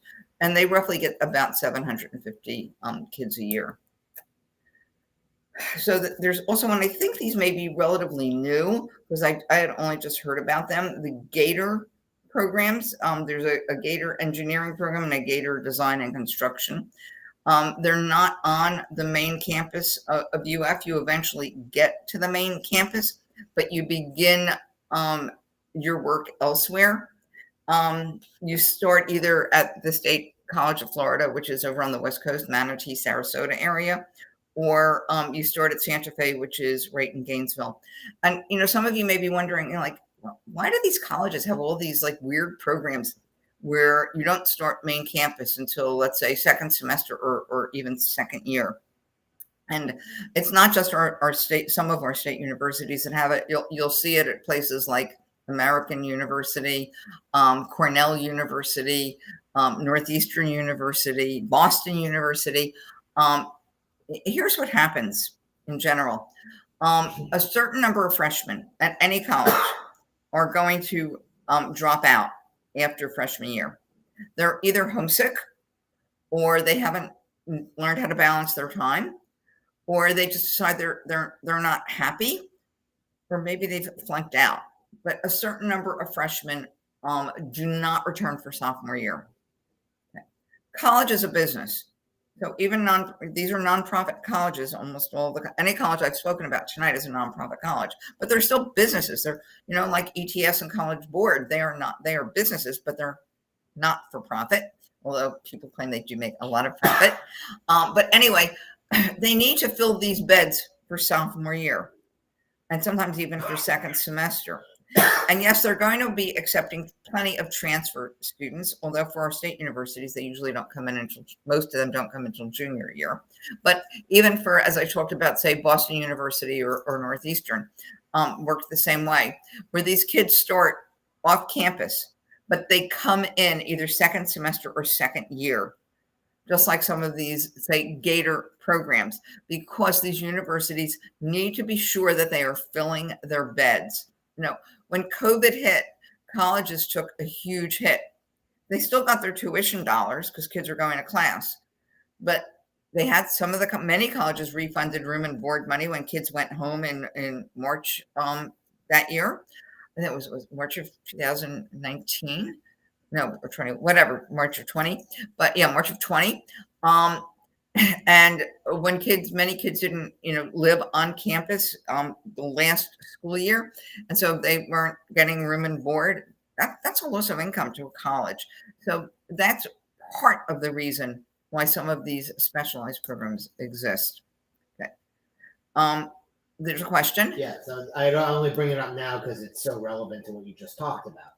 Due to articulation agreements, what are your thoughts about the pros and cons of a B+ student starting at community college and transferring to UF or FSU versus going to a 4-year degree at a lower tiered Florida school? So I am going to do something further on about community colleges, but the question was, what do you do? What if you have a B student who really wants to be at UF or FSU? What do you feel about starting at TCC, Tallahassee Community College, because there is a special program, or starting at Santa Fe? They're actually both state colleges, and doing their first 2 years there and then transferring in, or maybe they should just go somewhere else. I'm not going to give you a specific answer and say X is always better than Y. It's not. If you have a child who is like gung-ho Gator, I must be a Gator, I must be a Gator, I must be a Gator, then perhaps that community college route is the best one for you. But I'm going to tell you, there's no guarantee that even with the articulation agreement, there is no guarantee you'll get into UF. You still have to maintain very close to straight A's. Yes, you have to get your AA degree. You have to take certain courses to get that AA degree. And you would apply to UF, and there's probably a very good chance you would get in.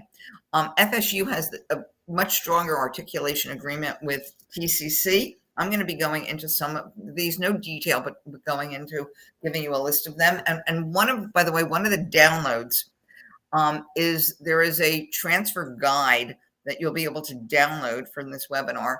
It's last year's, because this year's isn't ready yet.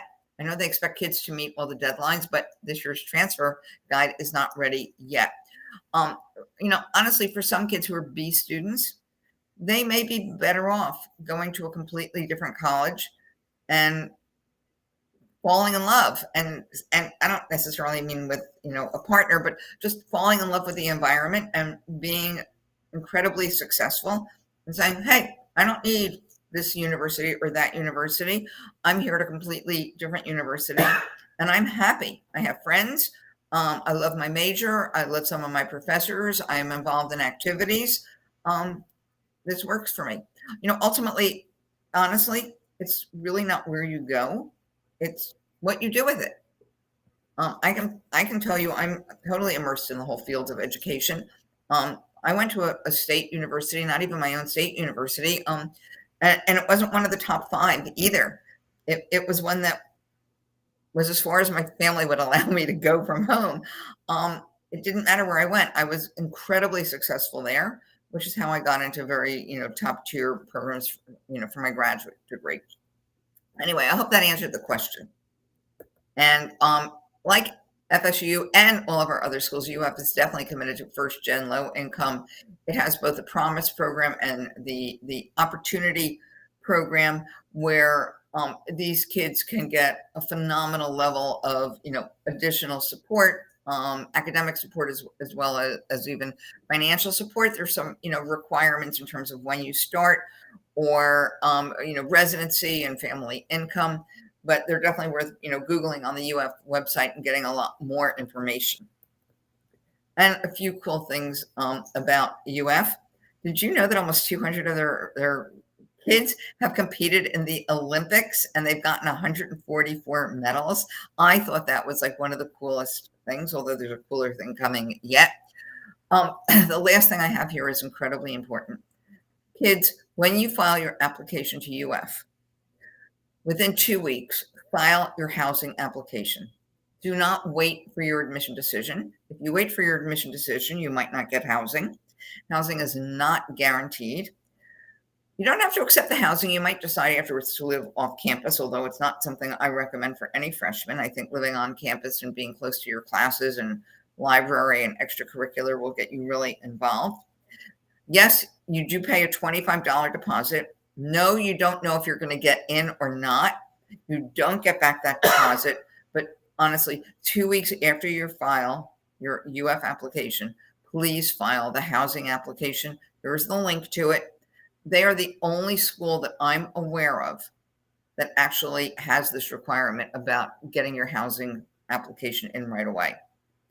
And by the way, UF is our oldest state university.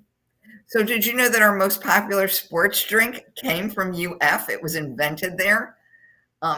Gatorade came from University of Florida. I guess I should have known that. And if you think about it, it makes perfect sense. But I didn't know that until I was talking to the director of admission at UF last week. But anyway, what's really special about UF? Besides the fact that most people say, well, it is UF. But I'll say that, hey, UCF is UCF and USF is USF. They're all very special. But what's really special is, I mean, the fans, the games, the spirit. This is something that attracts kids. It's not just the academics. And I mentioned this before, number 5, this is something that Florida has been, it's been sort of in their master plan that they've been trying to get a number 5 ranking. So they're not the only number 5. Chapel Hill and Santa Barbara also are number 5. At the very bottom of the slide, I tell you what determines the actual rank. This isn't what determines number 5. This is what determines rank in U.S. News and World Report if you are a nationally ranked university. By the way, all the rankings that I have been referring to in here from U.S. News are in the magazine that came out mid-September 2021. However, that is called the Best Colleges. And trust me, they're not really best, but that's what they call it. Best Colleges 2022. So the new U.S. News and World Report will be coming out, I want to guess, I'm going to say around the 15th. So it's coming out, let's say roughly September 15, 2022. It will say Best Colleges 2023. And the main reason I like it, to be honest with you, is that at one fell swoop, I can compare admission rates. I can compare not GPAs. I can compare SAT and ACT ranges. I can see who's ranked, but I don't care if they're ranked high, medium, or low. It gives me a lot of insight. And despite colleges decrying how horrible these rankings are and nobody should care about them, if you look at their, their master plans or 5-year or 10-year plan, so many colleges say their plan is they want to be in the top this, the top that. So it's important to colleges. Okay, I showed you a bunch of ranks for other colleges. These are all the other ranks that, not getting into all the national ranks, I'm going to show you that, but these are all the other sort of specialized ranks that UF enjoyed. Moving north, and then I'll take a break. University of North Florida is known for those 6 programs. Transportation and logistics is one that's always interested me, in the sense that there is no city in America that is better suited to transportation logistics than Jacksonville. The major north-south highway going up and down the East Coast, Florida's Turnpike, that road goes from Florida all the way up to Maine. East-west, the I-10 that's out in California goes all the way to Jacksonville. Trains, major train tracks, train routes go right through Jacksonville. One of the very largest import-export harbors in the United States, Jacksonville. So it's kids who are interested in transportation and logistics. It is a phenomenal place to be. They have a number of very, popular majors, some unique degrees. They're very into deaf education, and they just added, I think this is this year, advanced manufacturing. So if you like to be near the ocean, if you don't want to be that far from FSU, UNF, you've got the great location. It started out 50 years ago as a junior college, and now it's, it's 10 more than it's 11 times its size, and it's, a nationally recognized university. Sorority and fraternity life is incredibly big there. And what's really interesting is that there is wonderful group. They have a great website, Campus Pride, that really lets the LGBTQ plus population know where they're going to feel the most comfortable. And UNF was called the best of the best by Campus Pride. It is an incredibly comfortable place for kids who have, a different lifestyle. They've also been rated by something called the Fiscal Times as being one of the 10 best public colleges with insanely luxurious dorms. One of the things I think is really cool is you might know that Mayo Clinic has one of its major locations is right there in Jacksonville. And so there are plenty of internships and doctoral programs, academic programs that kids from UNF get very, very involved with. They also have a very competitive direct entry. Again, you start right away, nursing program, a fabulous business school, and they've been recognized for, social mobility and computer science and nursing.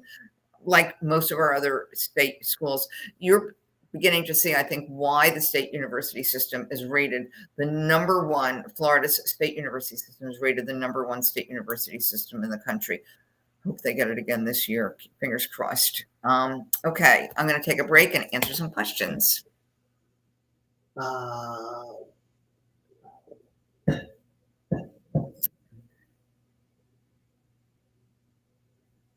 I've been answering a lot of questions in the chat, so just keep moving. Okay, I'll keep moving. So, University of South Florida. This is the Honors College, the Judi Robinovitz. I love that first name. Of course, she spells it wrong. I spell mine with an I, but new construction on the USF campus. They have 3 campuses. I believe Common App has 1 application, but you're asked on the application to pick which campus you want. Main campus is Tampa.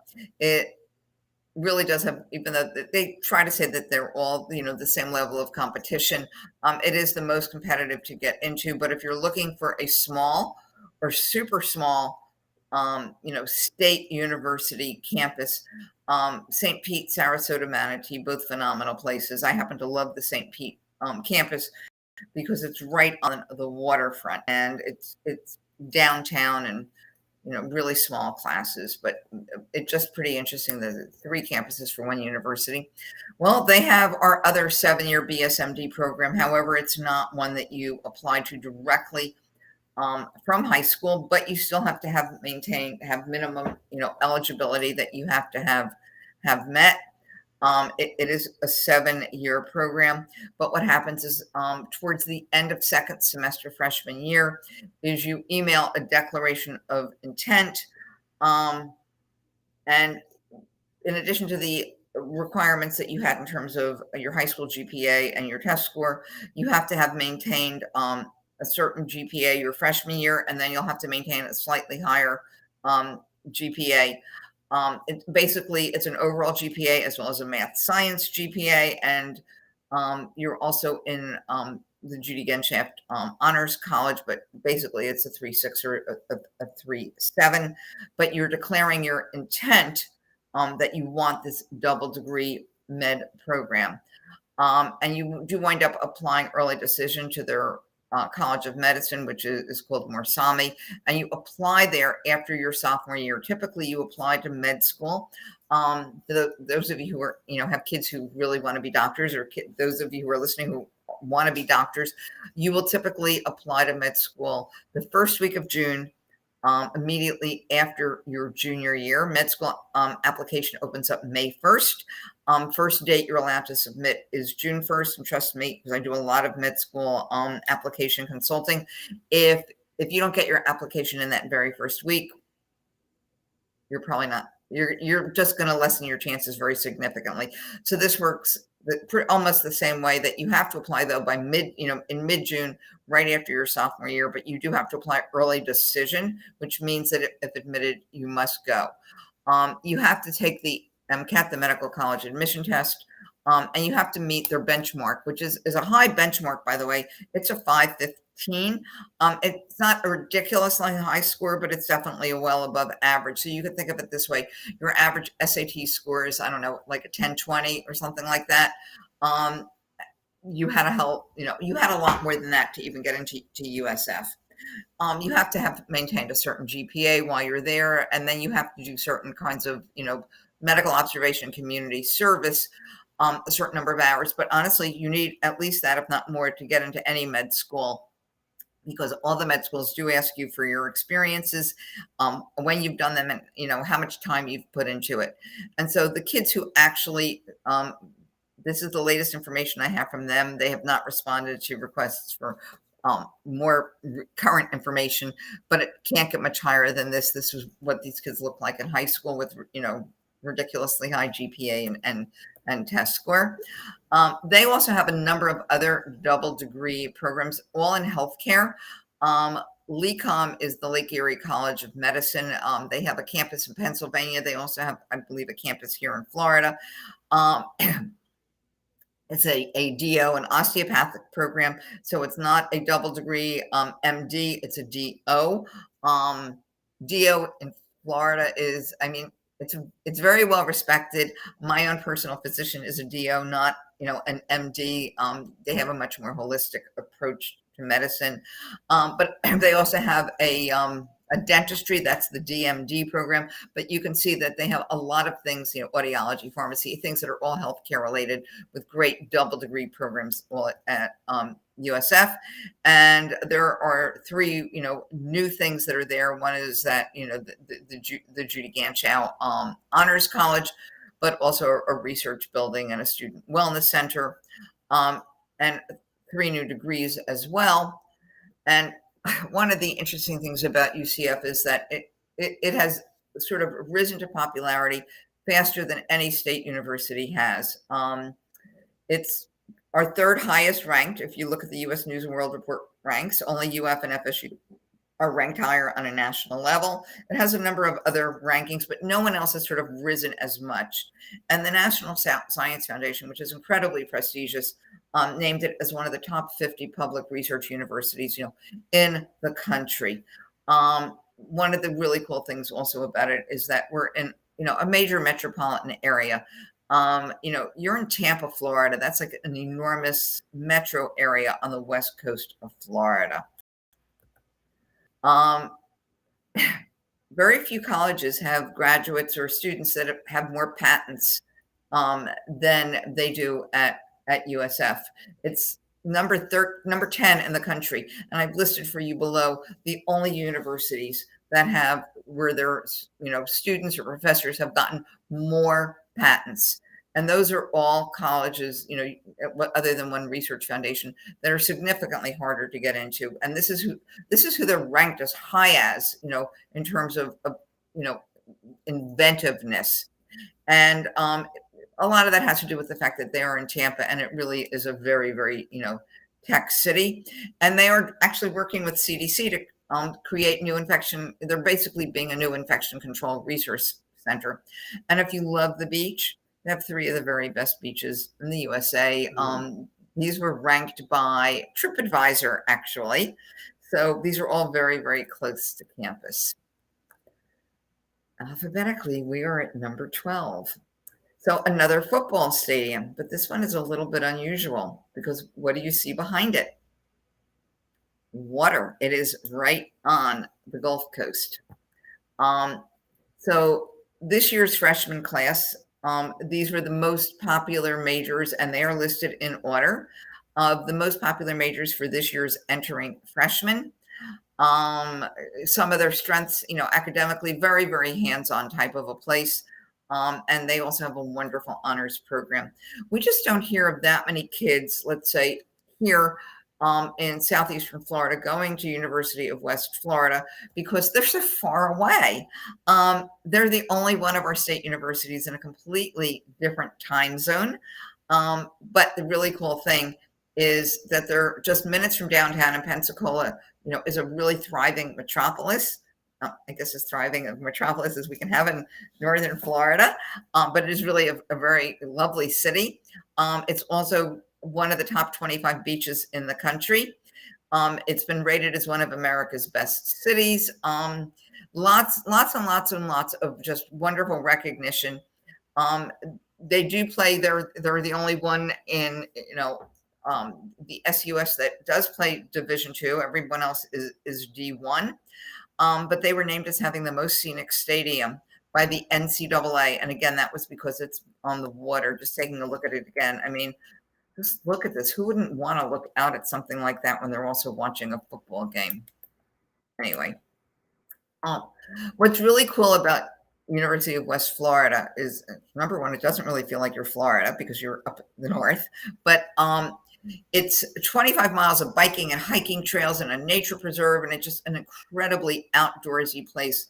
And if you're the kind of kid that loves to go hiking and biking and just fishing and just loves the outdoors, this is a great place for you. And look how small the classes are. And it's a college of just 13,000 students. And also they were ranked by US News for a number of things as well. And I think you've seen that almost all of our schools are ranked in terms of best value. I mean, what is our tuition now? Maybe close to $7,000 a year for an in-state or something like that. Room and board is not much different than most other places, somewhere $25,000 or so a year, but that tuition is so much lower than almost any other state in the country for an in-stater. So no wonder our Florida schools are ranked for best value, for having a major impact on social mobility, computer science, nursing. I mean, again, more reasons why we are number one. They have a lot of nice scholarships as well, all listed on their website, and they are very much just based on the numbers, on the hard data, and in-state versus out of state.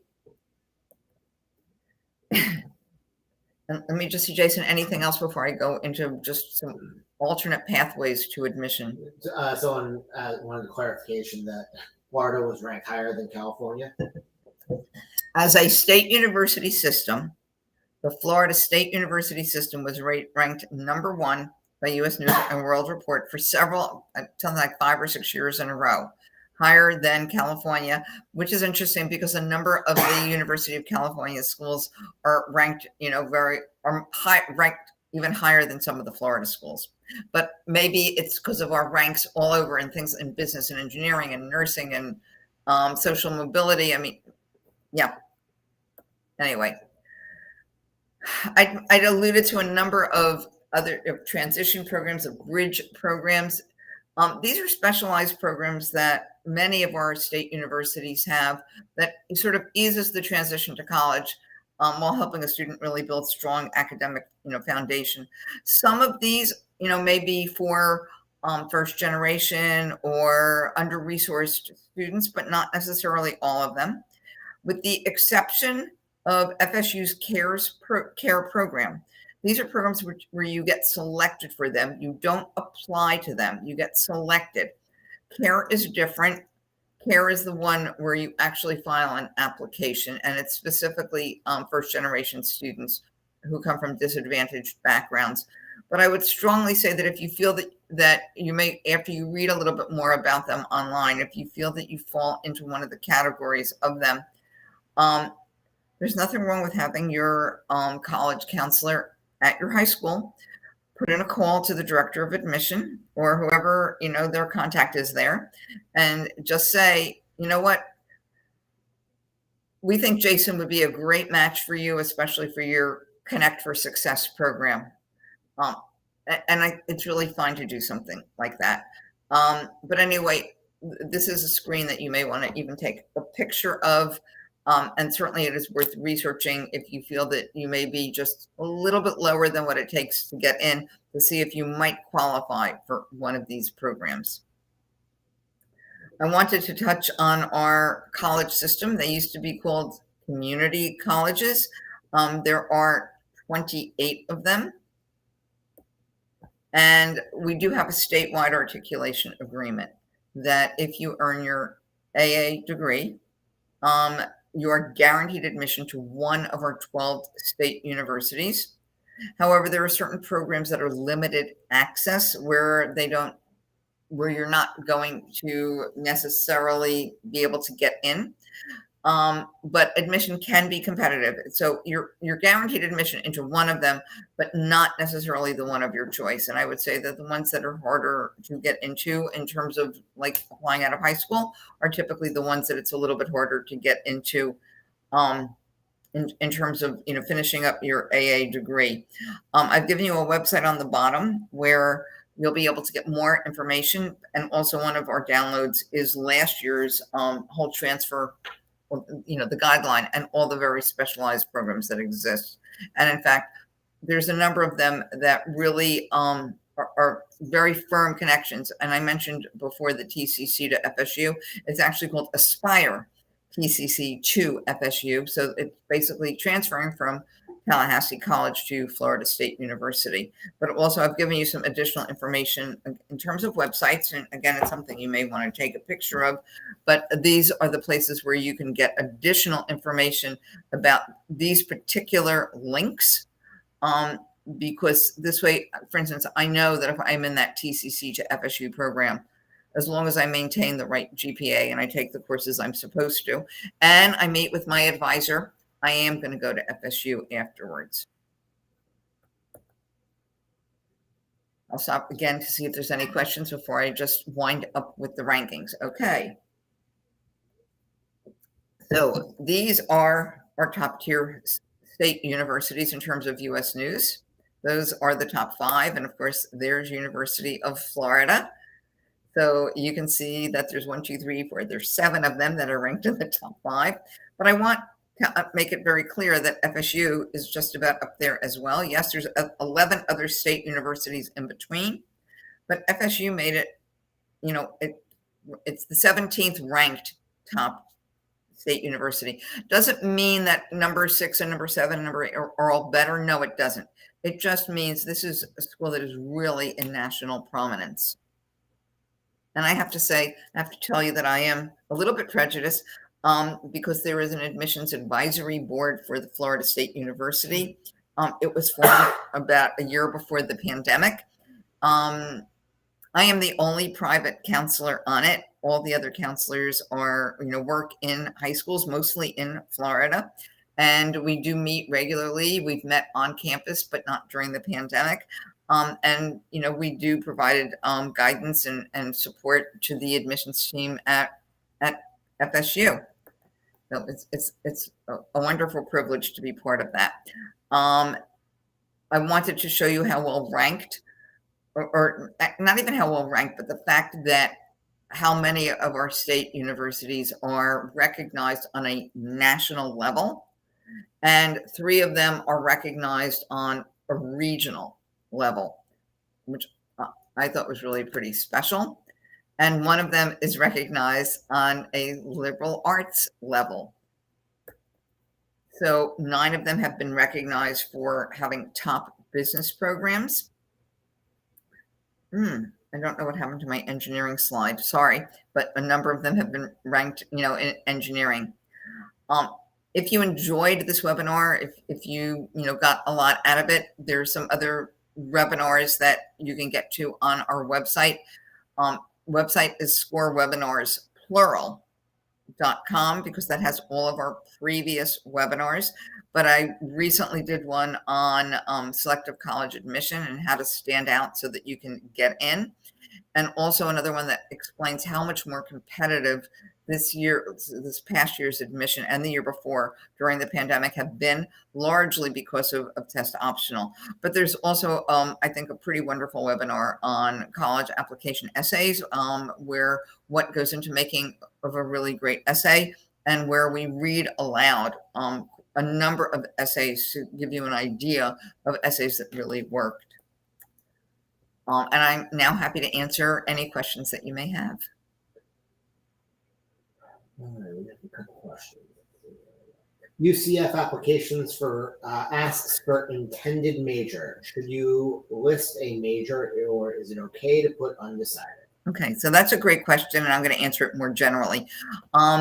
Many colleges ask you to list a major, and the question is, should I list a particular major or should I list undecided?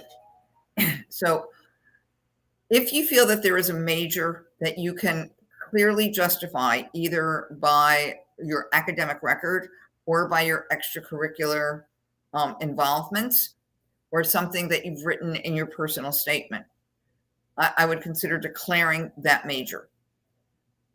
No one holds your feet to the fire. I can apply as an English major and I can get there and say, I fooled you, I'm going to be a math major. Now, what I cannot do is say I'm going to be an engineering major or a nursing major or a business major, because those are all sort of higher up and they're not within the School of Arts and Sciences, or liberal arts. It's hard to say I want to be a psych major if I've never taken a course in psychology, if I've, let's say, never been a camp counselor and had to use psychology to settle an argument between young campers, if I don't have a parent who's a psychologist, that might be harder to justify. Many colleges admit with regard to major. For instance, University of Florida makes it very clear that we don't admit with regard to major. I have to tell you, I wonder about it a little bit, especially if you're applying to engineering or computer science. By the way, computer science is the hardest major to get into in pretty much any college in the country, harder than even engineering or business. And that's happened in the last several years. But I think that if you're not sure what you want to major in, you can absolutely apply undecided. It is the most popular major, but beware that many colleges also ask you, why are you applying to that university or why are you applying for that major? And you have to be very specific about the undecided major, not just the fact that it gives you the opportunity to check out a little bit of this and a little bit of that. You need to know exactly how it works to pick your major. And by the way, you only officially declare a major for most majors at the end of your sophomore year. So just in summary, I'd say I prefer when my students apply for a particular major, and we start focusing on things like that, way before senior year in terms of the courses they take and their extracurricular activities, and hoping that they find something that they fall in love with that is related to a major in college. If you apply to the FSU honors program and don't get in, are you still considered for regular admission? Great question. If you apply to the honors program at FSU and don't get in, are you still considered for regular admission? The answer is yes. I think that was the majority of the questions, or at least the ones that I can find. I think there's some that we did not answer. So if anyone didn't get your questions answered, just email them to us. Right. Happy to answer questions. You can email them to info@SCORE at the top, spelled out as one word, .com. I put it on the okay. All right. Thank you. All right. So we're happy to answer emails. And again, I think those of you who are registered are going to get a link to the presentation. We certainly hope that you'll follow us on social media and hopefully consider using us for any of your academic tutoring or test prep or college or graduate school admissions. So thanks so much. And sorry we ran so long, but had lots of information to share with you. Have a great evening, everyone.